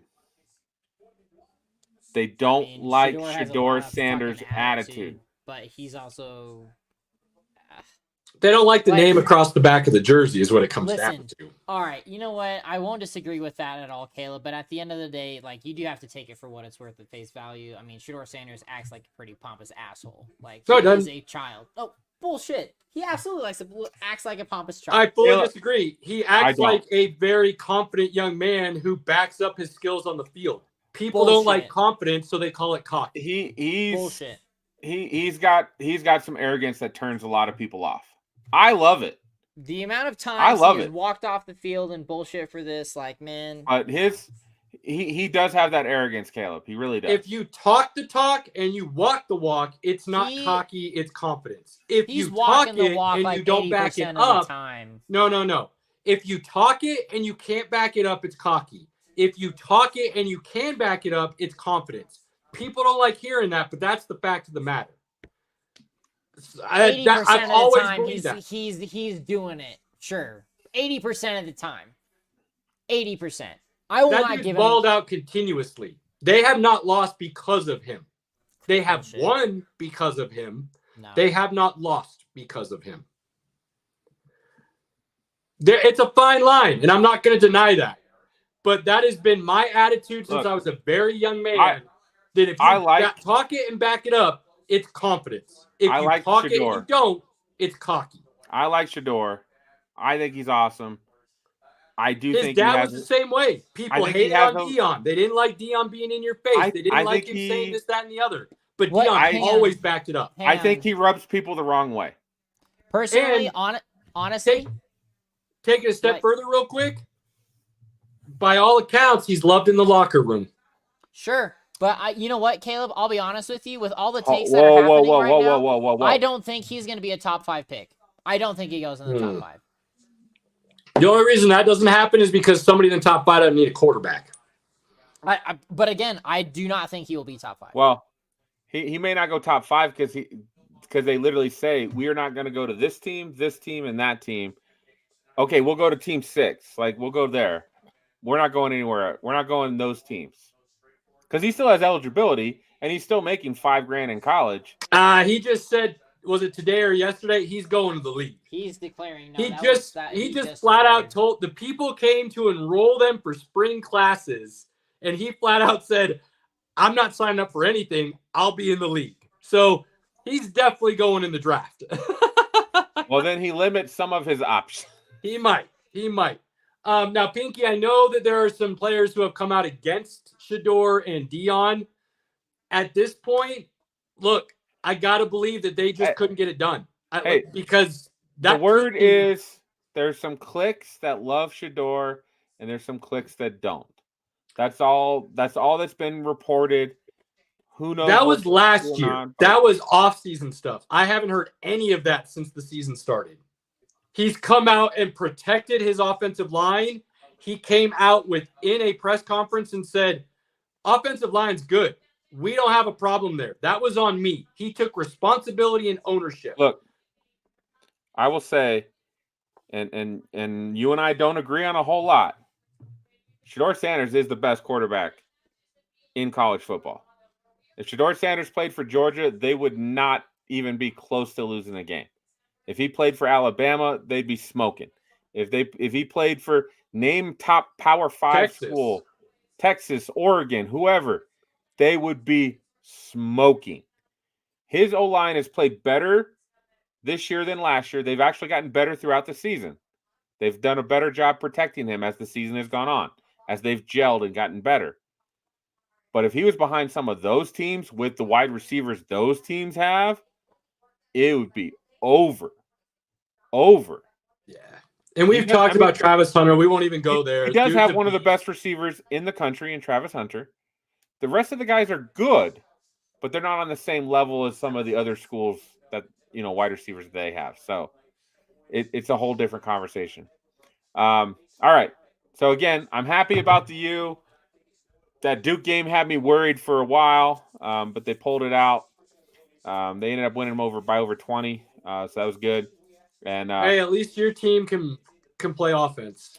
That's got to feel good. well, right now, Miami has probably the best offense in the country at the moment. But Cam Ward's Cam Ward's playing really awesome. Hey, He'll make some dumb plays though. He will make Pinky. some dumb plays. If you take your team's offense and my guy's defense, you might have the best team in the country. Yeah, Miami just lost another corner to injury, so they're going to struggle when they play some of the big dogs. But as long as they get into the dance, sometimes I will say, if Miami does, it's not going to happen. So this is not. If Miami wins the championship, I would put a Miami tattoo on the opposite side of my Jayhawks tattoo, and I'd put the really cool, the duck. The duck, yeah, the Miami duck, or I don't even know what he is. How a duck became a hurricane mascot is I don't. But hey, cool. He's cool though. I like him. Yeah. I like him. Nothing against it. I'd get him doing this. Like it'd be awesome. So, all right, boys. NFL time. Caleb, trade deadline. You want to talk about? Run with it. I mean I think the two biggest moves today would be Zadarius Smith going to the Lions and Marshawn Lattimore going to Washington. I would say those are the two biggest moves, but there were some other. I mean, if we're being honest, this was a slightly more active trade deadline than normal, but there wasn't a ton of huge names that moved places. I would say that there was more activity prior to the deadline than normal. And then the deadline, there were a couple moves. I mean, normally on the deadline, it's completely dead. Yeah. So we actually did get some more moves. Jonathan Mingo to the Cowboys. I don't hate the move. I know Pinky's not quite a fan of it. I just, for the Cowboys, I'm like, you're giving up a 4th-round pick for a young guy. He hasn't done much in Carolina. You could have got Adams for a 3rd. You could have got Hopkins for a 5th. Aging in big contracts versus true potential and a rookie deal. I think Mingo could be a solid number 2, maybe even a 1A. That was kind of the talk of him coming out of college. Look, this is what I'll say. I don't think you can evaluate anybody in Carolina based on what they did in Carolina. Carolina had Baker Mayfield and Sam Darnold on the same team. Look what those two are doing right now in the league. That's fair. Fair. I think another interesting move is Khalil Herbert to the Cincinnati Bengals. I think he's been underrated and underused in Chicago. Absolutely. For whatever reason. You go put him with Chase Brown, and you got a solid 1-2 combo in the backfield now. Both dudes can block. Both dudes can run. Both dudes can catch the ball. The issue with that, though, is offense wasn't the Bengals' problem. So adding another running back while you got him for the good deal wasn't necessarily where you needed to make a move. Bengals defense, as they've gotten their defensive lineman back, has been better. It has. I'm just saying, Is it a good move? Yes. Was it necessarily the move that moves your needle in the right direction? I don't know. You don't usually see a lot of defenders traded, and you don't see a lot of O-linemen traded at the trade deadline. Right. That just doesn't happen for whatever reason. Lions grabbing Zadarius Smith, while it's not a splash move, it's a smart move. It's a need move that only helps. It doesn't detract. They've still done okay without Aiden. Yeah. But this gives them, if one of their somewhat semi-pass rushers got hurt, you still got Zadarius Smith, right? If one of their pass rushers got hurt right now, they'd be like really hurt. Yeah, it would be. That's why I'm saying it's not a splash move, but it's a smart move. It's a depth move. It is a move that will help shore up the defense. I will say, when I watched the Lions-Viking games 2 weeks ago, there was a noticeable difference in the Lions' defense. But then going from that game 2 weeks ago to the last 2 games, they definitely have shown improvement to withstand without. You're probably going to see a little bit more blitz, like a little bit more 5-man pressure than 4-man. And I am very excited for Zadarius Thomas to come over to Detroit and seeing what happens there. And I think personally, I'm in any case, even without the addition of Za'Darius, the Lions are the team to beat in the NFC. Period. I don't see anyone else really rising to the challenge right now outside of it being the Commanders. Just because the Commanders are feeling it, they're driving, and they're good. But I still think at the end of the day, if Commanders and the Lions go at it, Lions are going to trump them. I personally think that the Lions are just going to decimate. I'll be clear. So I'm gonna tell you... I said decimate, not dominate. Caleb, take notes. Hold on. Robert, I'm going to be very honest with you. And I love the Lions. I'm rooting for the Lions. The Lions have one team they do not want to see in the Super Bowl. Can you name that team? I mean, it would have to be the Chiefs. I Nope. can't think of Nope. Who? Caleb? Baltimore. They do not want to see Baltimore in the playoffs. Okay, I could see that. And why is that, Pinky? Because it's something you and I preach. Trenches and... Well, again, Detroit's very good on the offensive line. Their defensive line is not as good. And Lamar and Derrick Henry will put stress on your defensive line. Every single play. It will happen. I think the Lions would be more than happy to see the Bills or the Chiefs in the Super Bowl. I will disagree with you there. The Bills, I think, are being drastically underrated, but I think there's a reason. There's still the consistency needs to show up a couple more weeks, and I think people start putting them on that same level. The Chiefs, though, I think, at least for me, watching that game last night, the Chiefs are starting to figure it out. And I do believe they're the best defense in the league right now overall. And if that offense truly starts clicking like we saw glimpses of last night, I think a lot more people are going to be concerned. I don't know, man. I don't know. The Chiefs gave up 24 points to an offense that was down their top three receivers. If there's one thing we've learned in the NFL, Pinky, is we eat a lot of crow when it comes to our projections for win-losses, right? Every year, and we're good with that. But there's always going to be those games, for whatever reason, even the really good teams trip up. And I know you guys laugh at me and you don't agree with me when I say the Chiefs' dominance. But when you continue to find ways to win, regardless of the situation, I don't care what you say. That is a level of dominance. Doesn't matter how you win. If you keep finding ways to do it, it is a level of dominance that people are going to have to respect. And I think the league does. I think the league does when it comes to the Chiefs.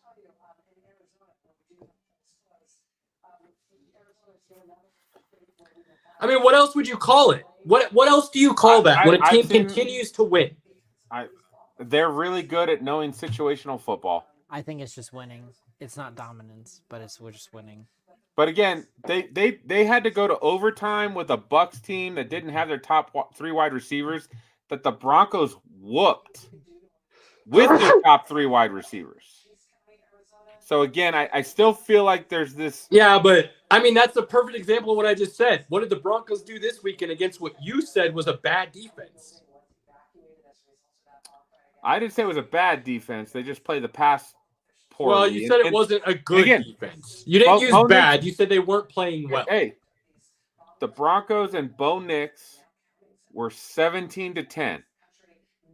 And then the defense gave up a touchdown with 26 seconds left to Zay Flowers because the safety didn't cover Zay Flowers and then didn't tackle him either. And then the next thing you know, when Bo Nix gets back on the field, it's 31-10. Like that was the defense giving up control of that game, not the offense. So again, like offense could score on what was supposed to be not a good defense. Like, I mean, I'm just saying the NFL has a crazy way of doing things week to week that we didn't see coming. Matchups matter. I don't think the Lions want to see the Ravens. Period. I do think the Lions would be better matchup-wise against the Chiefs or the Bills. But at the end of the day, if you get the Chiefs in the Super Bowl, then you do have to worry about, again, we have to play. Our margin for error is very low. We can't make mistakes. We can't make turnovers. We have to play really good, sound football to beat the Chiefs. You got to do those things, right? That's just what you got to do to beat them. Obviously, no one's done that yet. The Chiefs have played in a lot of close games. No one's beat them yet. So, again, it just comes back to that. Now, trade deadline. I think there was a lot of moves made this year. Kind of, I don't know, kind of weird overall. I don't really understand. I think the Cowboys are toast. I don't understand giving up anything for Mingo. He's not going to help your season at all. You're going to have Cooper Rush or Trey Lance playing. I'd probably play Trey Lance. I would. You traded for him for a reason. He needs to play. But I don't. Yeah, the Cowboys are done. They're toast. They're garbage. Hot garbage. Dumpster fire garbage. Everything's fine garbage. I will say, look, why are you not playing Trey Lance? Like, he showed enough, I do believe, in San Francisco before he got hurt that there was what could be projected as a solid growth curve. Would have he been spectacular? I won't go that far. But the dude's got more talent than Cooper Rush. So why would you not put him out there in this situation? You can always go to Cooper Rush. You can always go that direction. Cooper Rush is a long-term backup in this league, making money. Why would you not give Trey Lance an opportunity? That's wild to me. Have they decided who the quarterback is this week? He's already been announced. Cooper Rush has already been announced as the starter. Yeah.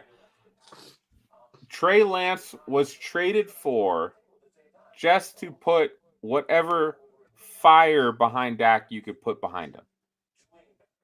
I don't get it, man. And look, Pinky, you know I talk about this all the time. Square peg, round hole. Guys get stale. They don't keep up with the times. They don't innovate. They're not imaginative, whatever you want to call it. The offense Mike McCarthy is running in Dallas, I'll say this. It's very similar to what I'm seeing in Nebraska right now. You can basically predict the play as they're lining up at the line of scrimmage before they snap the ball. If you're doing that, you're going to lose. Period. I'm pretty sure McCarthy gave up play calling duties, though. It's still his offense. It hasn't worked. Regardless, it's still his offense. But his offense actually works when you can run the ball. And what did they do? They're not even trying to run the ball, though. They're not even trying to. Like, even if you don't have a stud at running back, you still have to run the ball consistently to keep the defense honest. They're not even doing that. So everybody's talking about, like, Dak ain't worth the money, this, that, and the other.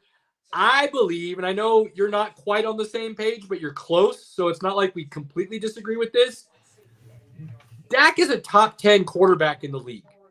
You want to put him at 10? Fine. I'm not going to be mad at that. I think we went through this. You had him at like 11 or 12. So kind of right on the outside looking in. They were the number one offense last year, were they not? Or they were right there? I think I can at least get on the point that I think he's above average. He could be in that top 10 given the right pieces around him. But right now that O-line's not amazing. They can't run the ball effectively. And really, if CeeDee Lamb is double covered, what else do they have? Right. But again, that's not, what is the GM and coach's job? The GM's job is to put actual talent on the field. The coach's job is to put that talent in positions to succeed. Dallas ain't done either one of those things. Dallas So, just keeps sucking. It's really funny. My boss is a Cowboys fan. He's a Dallas fan all around. And we were meeting up this week, and I was just like, I can tell you something of why the Cowboys cannot be good this year. And he was completely shocked by my message. I said, the Cowboys can't be good because you can't have the Stars and the Mavericks good and the Cowboys in the same year. It's not allowed. It's not allowed to happen. Somebody's got to suck. You can't have all three. So Damn, Pinky just goes for the throat. Like, that's it. Damn. Oh, Like, if you're gonna suck, it's gonna be in football. And again, he knew. He was a realist. If you talk to a Cowboys realist, not one of the fans who think this is our year every year, you talk to a realist, they knew. We've got McCarthy, who's a dead man walking. We've got to pay Dak. We got to pay CD. We got to pay Micah. And they're not willing to do anything else around him. For a owner that has a pretty good amount of money, Jones, really cheap. He keeps coming. He the last time, so reporters started getting on him about Derrick Henry after the Ravens blasted the Cowboys, right? The following week, he brought up Derrick Henry without being asked about him. How much are the Ravens paying Derrick Henry this year? $9 million. 7. Oh, 7. Are you telling me that you couldn't find $7 million to pay Derrick Henry? I mean, you know how I feel about that situation. No, it's a complete joke. Let's take it a step further. And I heard this today on Get Up, and Mike Greenberg, who has some wild thoughts sometimes, but I always understand where he's coming from. He doesn't just give things for a hot take. He literally has a deep thought process on why. And this one, while a lot of people poo-pooed on it, I think is very similar to why I feel the Broncos should move on from Surtain. Not because he's not a great player, but because of value and get back and things of that nature. He brought up the idea that Dallas should trade Micah Parsons. And the major reason for that was, if you don't, you're going to have to pay him.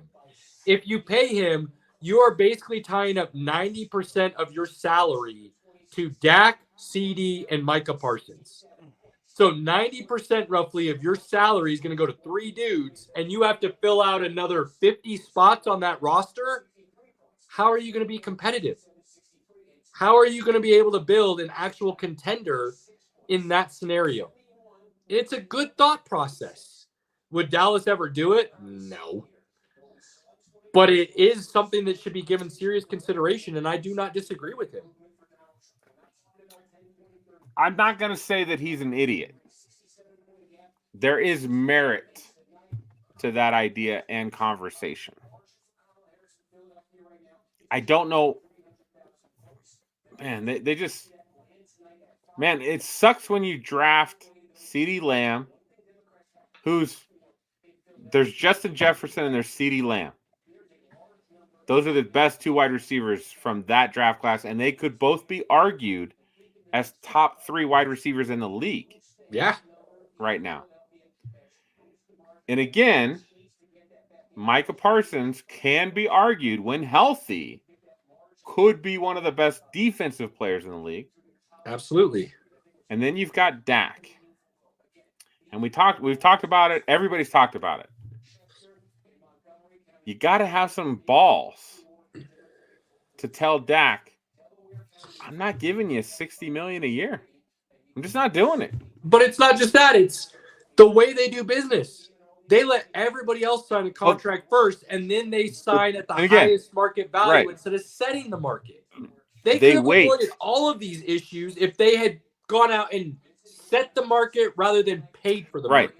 They probably pay less if they did it first, before T-Law, before Tua, before Joe Burrow.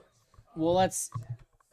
No, Burrow signed. You could, but that's what I mean. You could have gone a year ago and got the deal done instead of waiting for the deal to end and then starting a new one. Why are you always playing out the deal to the end? Like, there's so many things that the way they do business is just backwards and wrong. And that's what kills them. Jerry, to his defense, has been really good in the draft. But that's also been their Achilles heel because they don't move on from the guys that they draft or allow them to leave. A lot of times they overpay that, and then they wait until the very end to then pay what the new market is rather than set the market. So there's so many stepping stones within that process that they just do wrong. Right. And I mean, like, at the end of the day, we all know that Jerry Jones needs to be removed as an owner for Dallas to be good again. Like, that's just no question. He's holding back the organization from being successful. You can't be all in and not do anything about it. Dude, you suck. You suck. You are one of the worst teams in the NFL right now. They look bad right now. They look bad. Now, they look like they shouldn't even be playing college football. Well, they are garbage. It's been bad. And I will say, you can still be owner. Just let the people that you hired to do the jobs actually do the jobs now instead of you doing all of them. Well, but like, then take again, a step back. So I guess in this case, would you say McCarthy would be able to make better decisions right now, or would you say just cut them loose and start over fresh? Oh, McCarthy needs to go. I would let Steven, his son. So how many more weeks do we give this man? How many more weeks does McCarthy have? I give him like 2, maybe 3. He's going to finish the season. Jerry doesn't fire dudes mid-season. Jerry does not fire guys mid-season. McCarthy will finish the season out. It's who they bring. He's a dead man walking. They didn't renew his contract. They didn't give him an extension. This is the final year of his deal. McCarthy will be done at the end of this year. The question is, who do they bring in next? And on top of that, it's not even who do you bring in next. It's do you actually finally make the moves to put the talent that you need on the field to allow whoever you bring in next to be successful? There's so many moving pieces in Dallas right now that is the reason I'm okay with even talking about the Cowboys is because it is such a unique and interesting situation. It really is. There's nothing else like it in the NFL. So I don't think there's like anything talking else like about it in sports. I don't see any coach coming into this situation being able to help them be successful. Bill Belichick. Bill Belichick, I think, could make the team better. Bill Belichick and Jerry Jones, dude, that shit is not happening. No. You tell me you put the two of them in a room and they're going to get along? Yeah. They're friends. They're friends. Hold on. Jerry would have to take a step back from I'm the reason the Cowboys are winning. Yes. But it's very similar to, I think that's the one guy Jerry could do that with because he believes he could be the Jimmy Johnson again. But there's more of a mutual respect in that scenario than there was with Jimmy Johnson. I don't know, man. This roster's pretty. I don't know. I could see it happening. Steven and Jerry are still going to be GM, right? They're still going to have final say on the roster. And that's why I think it could work. Because for all Belichick's faults, when it comes to X's and O's, there may not be anybody better in NFL history. And I think he proved that by what he was able to do in New England. Those were never, by all accounts, the most talented teams in the league. No, not at all. But they were by far the most well-prepared teams in the league. And if you want an example, there is no better example than the Super Bowl play where Malcolm Butler intercepted Russell Wilson.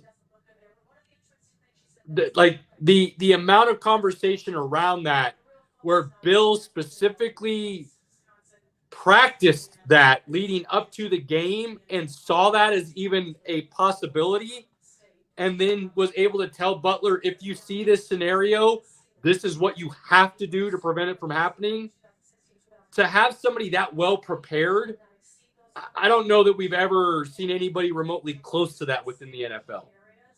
So there's a lot of things that would have to be conceded on both sides for that to work, but I could see it working. Could better coaching take that roster as currently constructed past the Lions? No, the 49ers, that's not what I'm saying. the Packers. But I'm saying Belichick could have this roster in the playoffs still, where I think we're all on the same boat that McCarthy has them dead to rights. They're not getting in the playoffs. I know, but if you're going to bring McCarthy Belichick, is ill-prepared. Like, it's been proven time again. The dude does not have his team prepared for scenarios ever. Look, I'm not a McCarthy fan at all.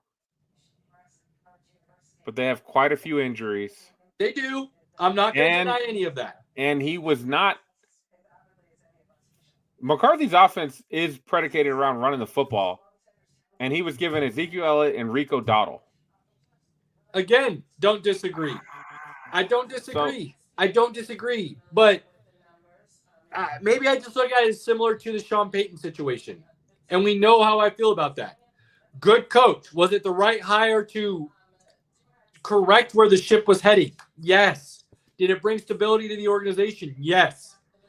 Is it the guy you want to develop and move you into the future based on what the NFL is now, where it's heading? No, I don't believe either one of those guys is. I think Sean Payton is still very much in the realm of being able to make me eat crow. I don't think McCarthy's going to have anything on my plate that I'm going to be mad about. I mean, McCarthy's going to be unemployed. Yeah, and here's the thing. I think this is the biggest thing.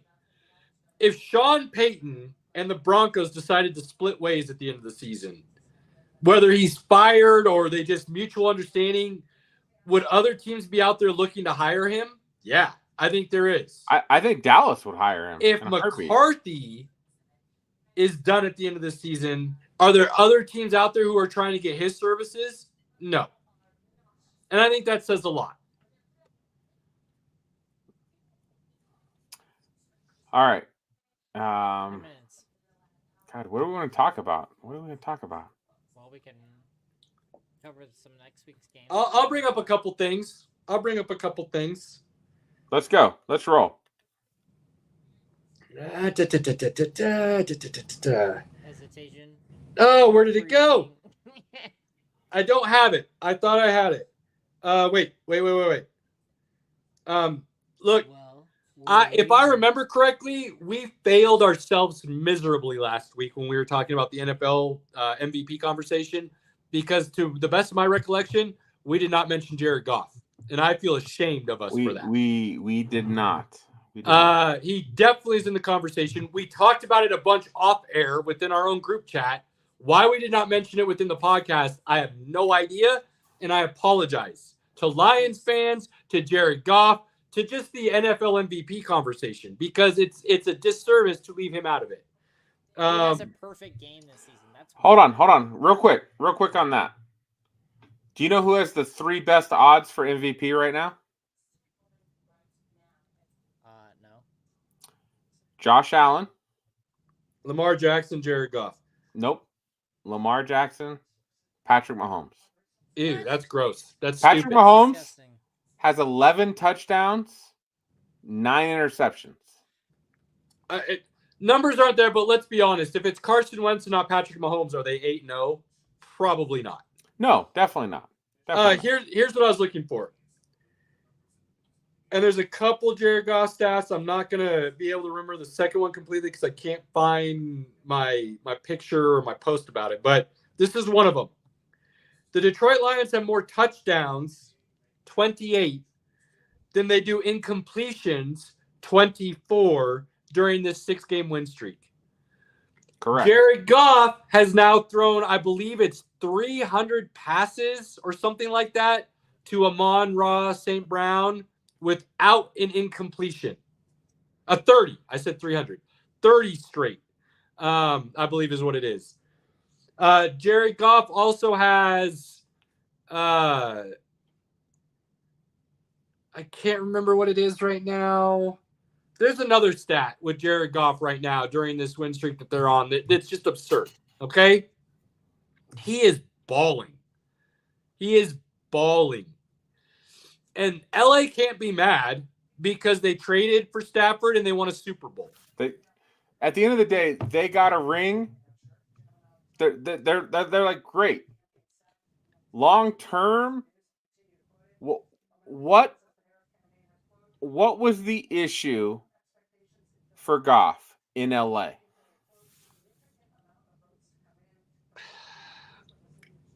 Because I can tell you exactly what it was. Bring it. They couldn't protect him. Yeah. Goff is one of the most, he won't get credit for it. He's one of the most accurate quarterbacks when you protect him. That's what it was. He's got like an 80% completion percentage right now or something ridiculous. What do the Lions do? There's 2 ways they protect him right now. They run the ball and they play action. They run the ball, they play action, and their offensive line gives him a good pocket.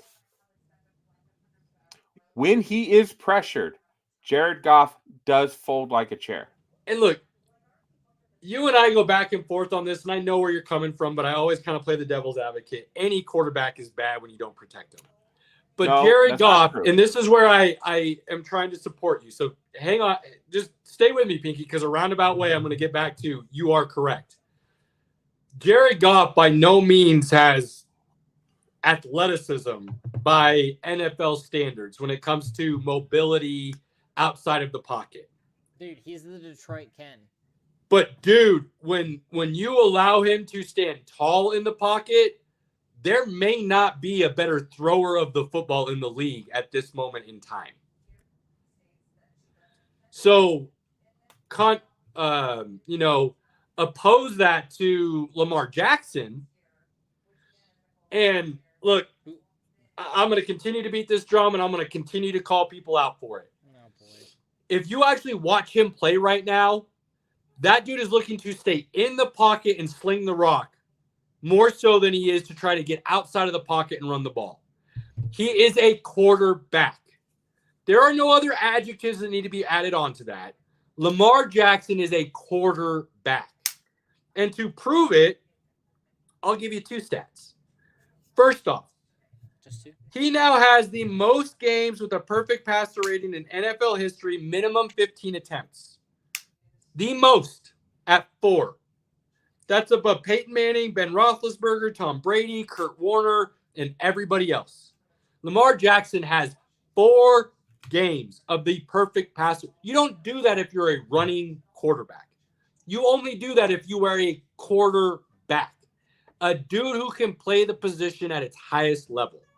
That's the only way that happens. I think he's a diva, though, still. I mean, I love Lamar. But here's another stat for you with Lamar Jackson. Career games with as many or more passing touchdowns as incompletions in a game. Again, minimum 15 attempts because that's like that base standard that is required for these stats to be counted. Lamar Jackson is tied with Drew Brees and Peyton Manning at 6 games. More touchdowns than incompletions in a game. He is tied with Drew Brees and Peyton Manning, who many will tell you are the 2 greatest throwers of the football in NFL history. You do not do that if you're a running quarterback. So in my mind, and I think Josh Allen is just below these 2, like a hair, like a little hair below these 2.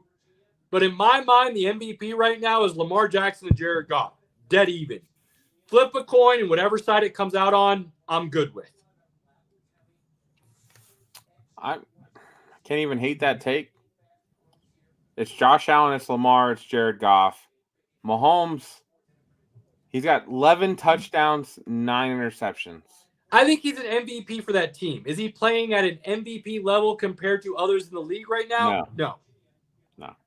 That defense is saving his ass most of the time. I think it's very similar to Peyton Manning's last year in Denver. It's very similar to Peyton Manning's run in Denver to that Super Bowl. I fully believe that Super Bowl was won by that defense. Yes, don't disagree with that. But if No, you didn't have Peyton that's not Manning even back there that's playing not even an quarterback, argument. but hear me out. If that was Brock Osweiler, I don't know if Denver wins that game. Peyton They don't win Manning's that game. cerebral process to the game and his ability to say, I'm not going to lose this for us because I know what needs to get done, it goes a long way, and it's usually unrecognized. While Mahomes' stats aren't great, I do believe there's enough situational football within a game to where he's able to make sure they're staying within the game so their defense can win it for him. So is he arguably the MVP for his team still? Sure. Are his stats such that he's the MVP of the league this year? No. And his odds should not be. Saquon should be above him. Derrick Henry should be above him. Goff, Allen, Jackson.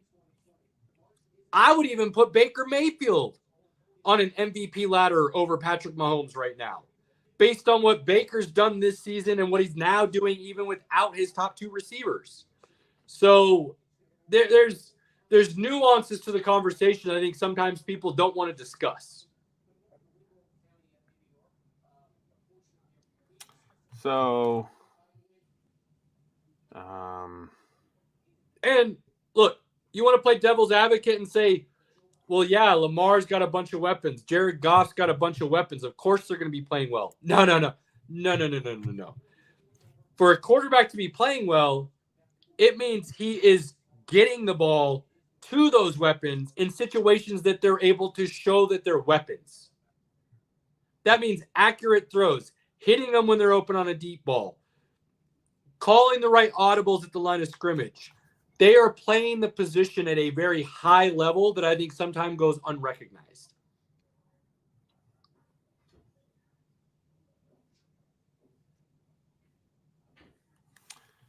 I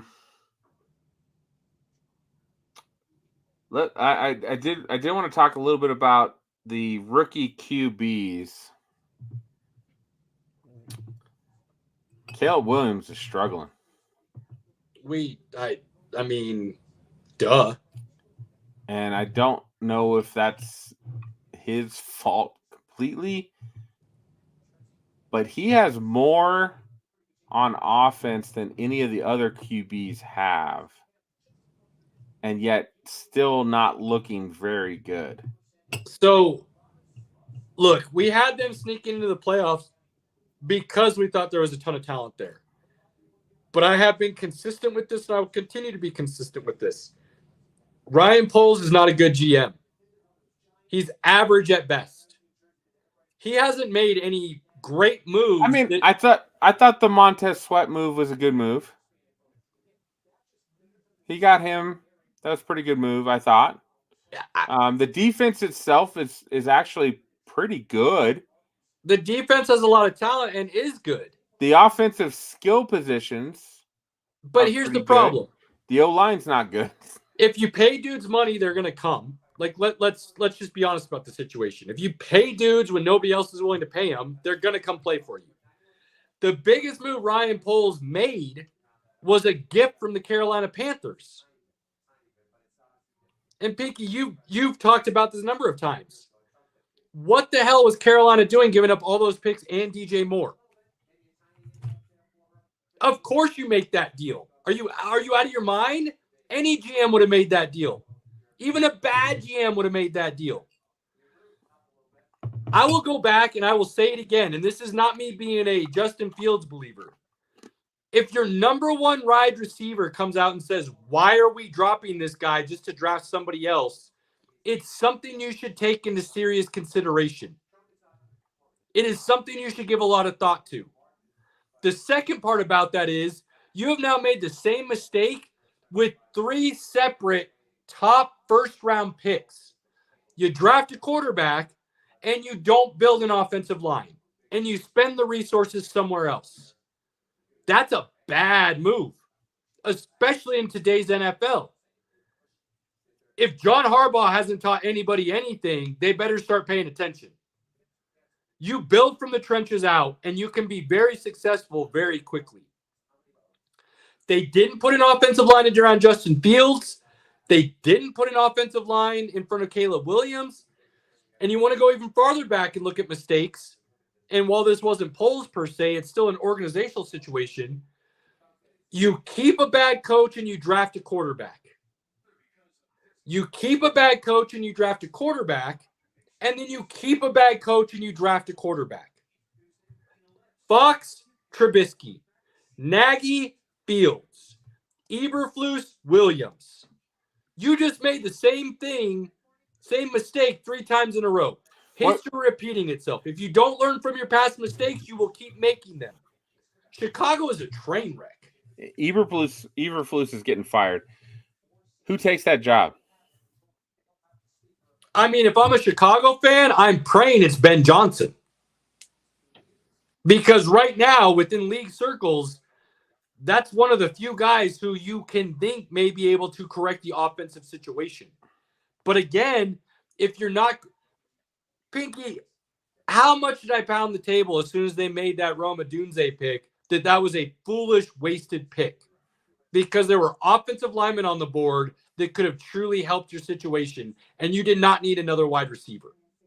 And again, I felt like the Falcons taking Penix instead of Odunze kind of screwed the Bears, because the Bears probably take an O-lineman. Should have still taken an O-lineman. They probably should have. I understand. I get it. Odunze's awesome. I like Odunze a lot. I think he's awesome. But then let's take it a step further. Do you really think Odunze is more talented than DJ Moore?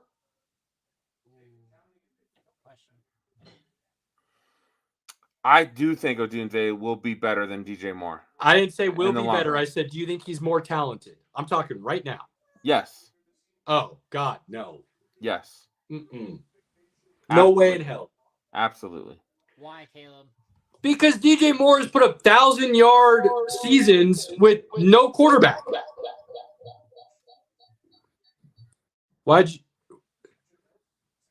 Pinky died and came back. Good switch, Pinky. DJ Moore, and look, I know I've said this before, he's a top 10 wide receiver in the league. And he's done that with no quarterback. Rome Odunze is not on the same level as DJ Moore. He is not. Could he maybe become that? Maybe. DJ Moore is crazy talented, and you're making Odunze your wide receiver 1 based on play calling. Like, that is foolish. I think Rome Odunze will be a better wide receiver long-term than DJ Moore. I do. The only reason that happens is because he got to play with a talented quarterback, which means Caleb Williams became what they thought he would be. Go back and look at what DJ Moore played with. Like, his best quarterback that he played with is Cam Newton. Cam Newton is not a good quarterback as far as throwing the football. He is not a good quarterback throwing the football. DJ Moore, Pinky, do you think Justin Fields is a good quarterback? No. DJ Moore had a 1,000-yard, 8-touchdown season with Justin Fields throwing him the ball. Rome Odunze ain't doing that. To me, Rome Odunze is a talented wide receiver that will be a great number 2. He will never be a true number 1. DJ Moore is a true number 1. I disagree with you on that, but we disagree on a lot of things. So, that's okay. That is okay. At the end of the day, all I know is, again, when and you mentioned it last year, fire Matt Eberflus, get an offensive guy in the building.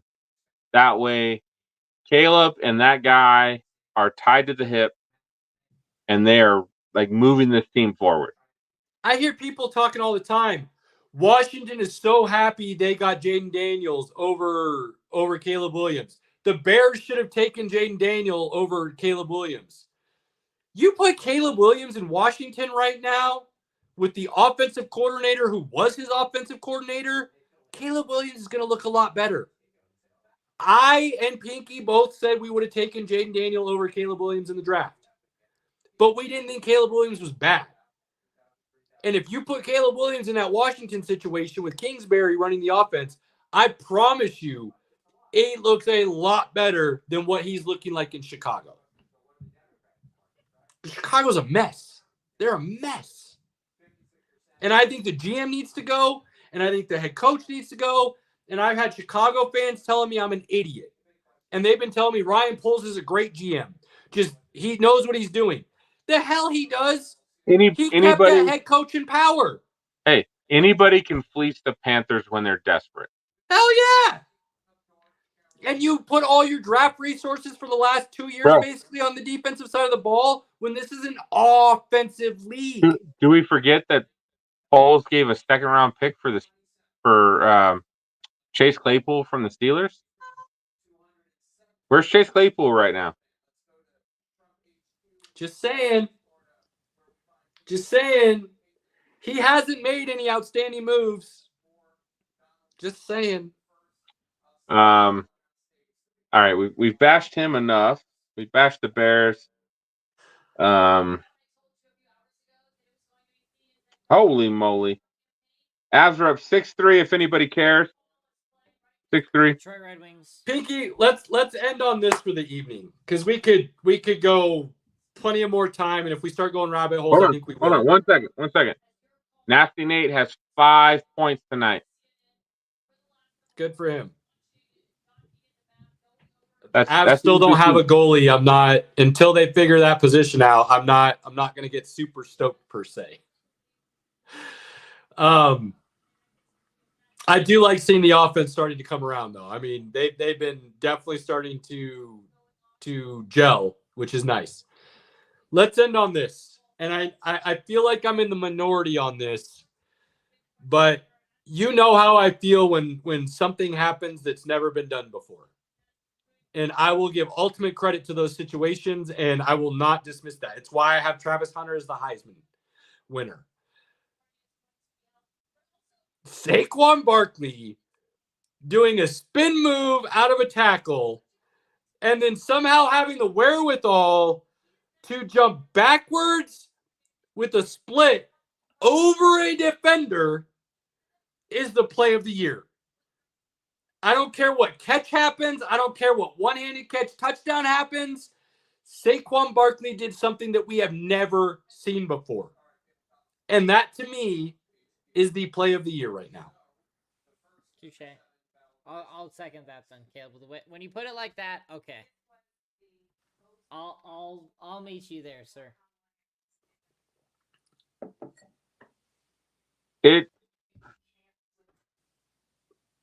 It's never been seen before.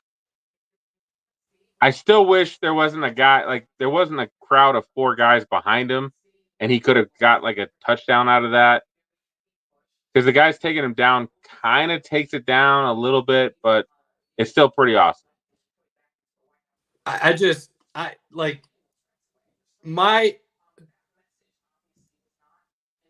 My vocabulary watching that live left my body.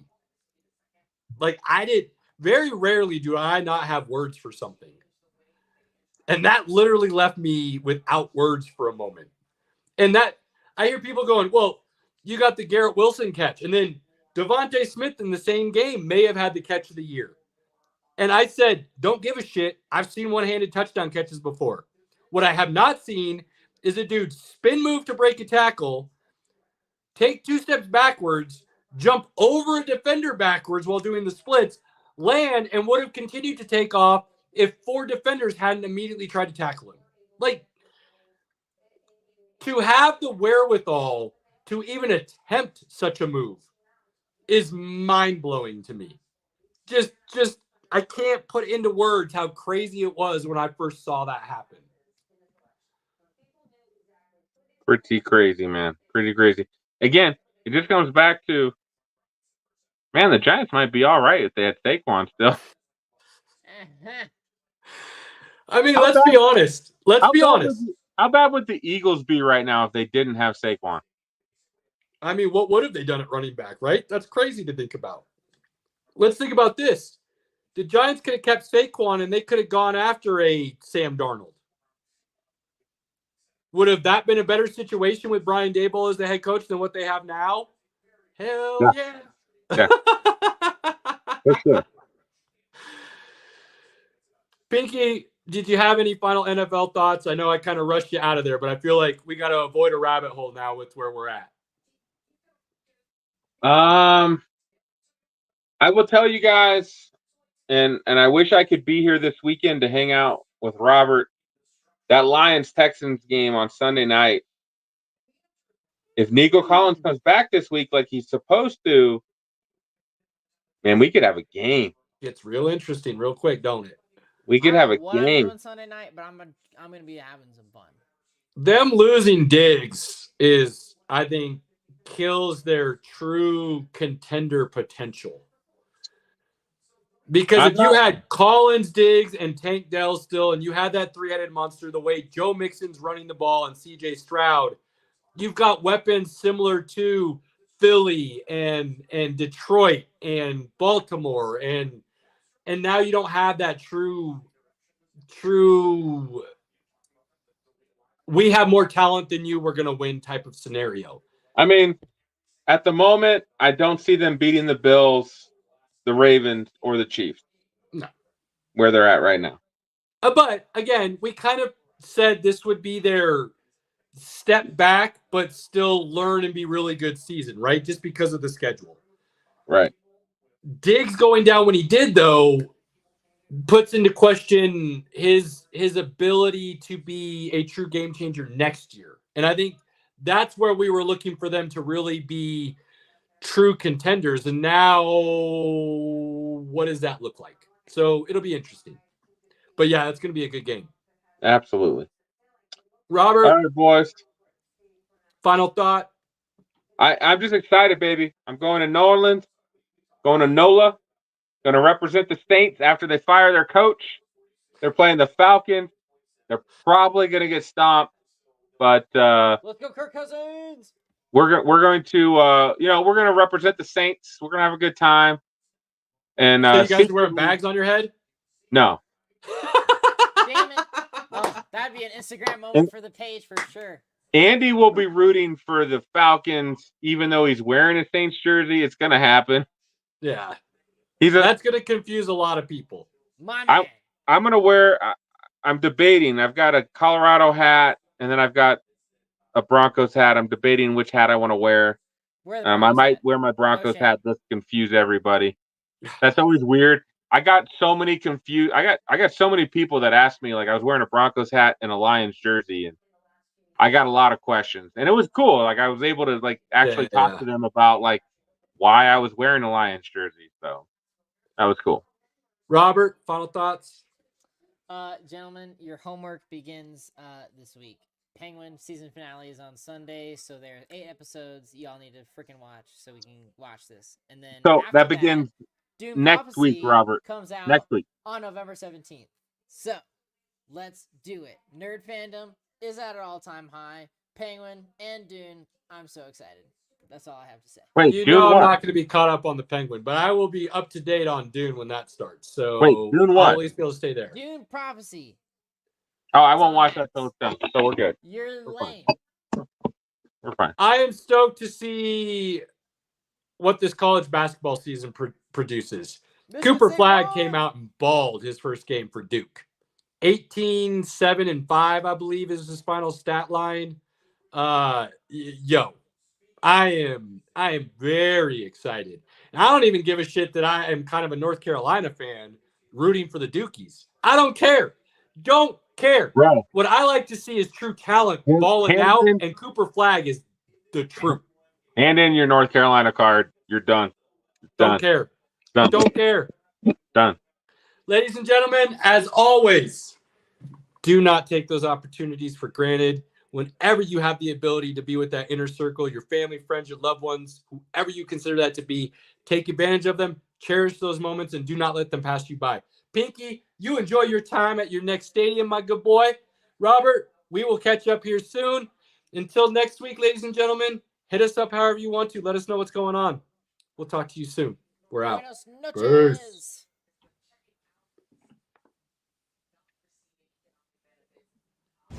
fast lane when I pass in the street. Bag of money in the passenger seat.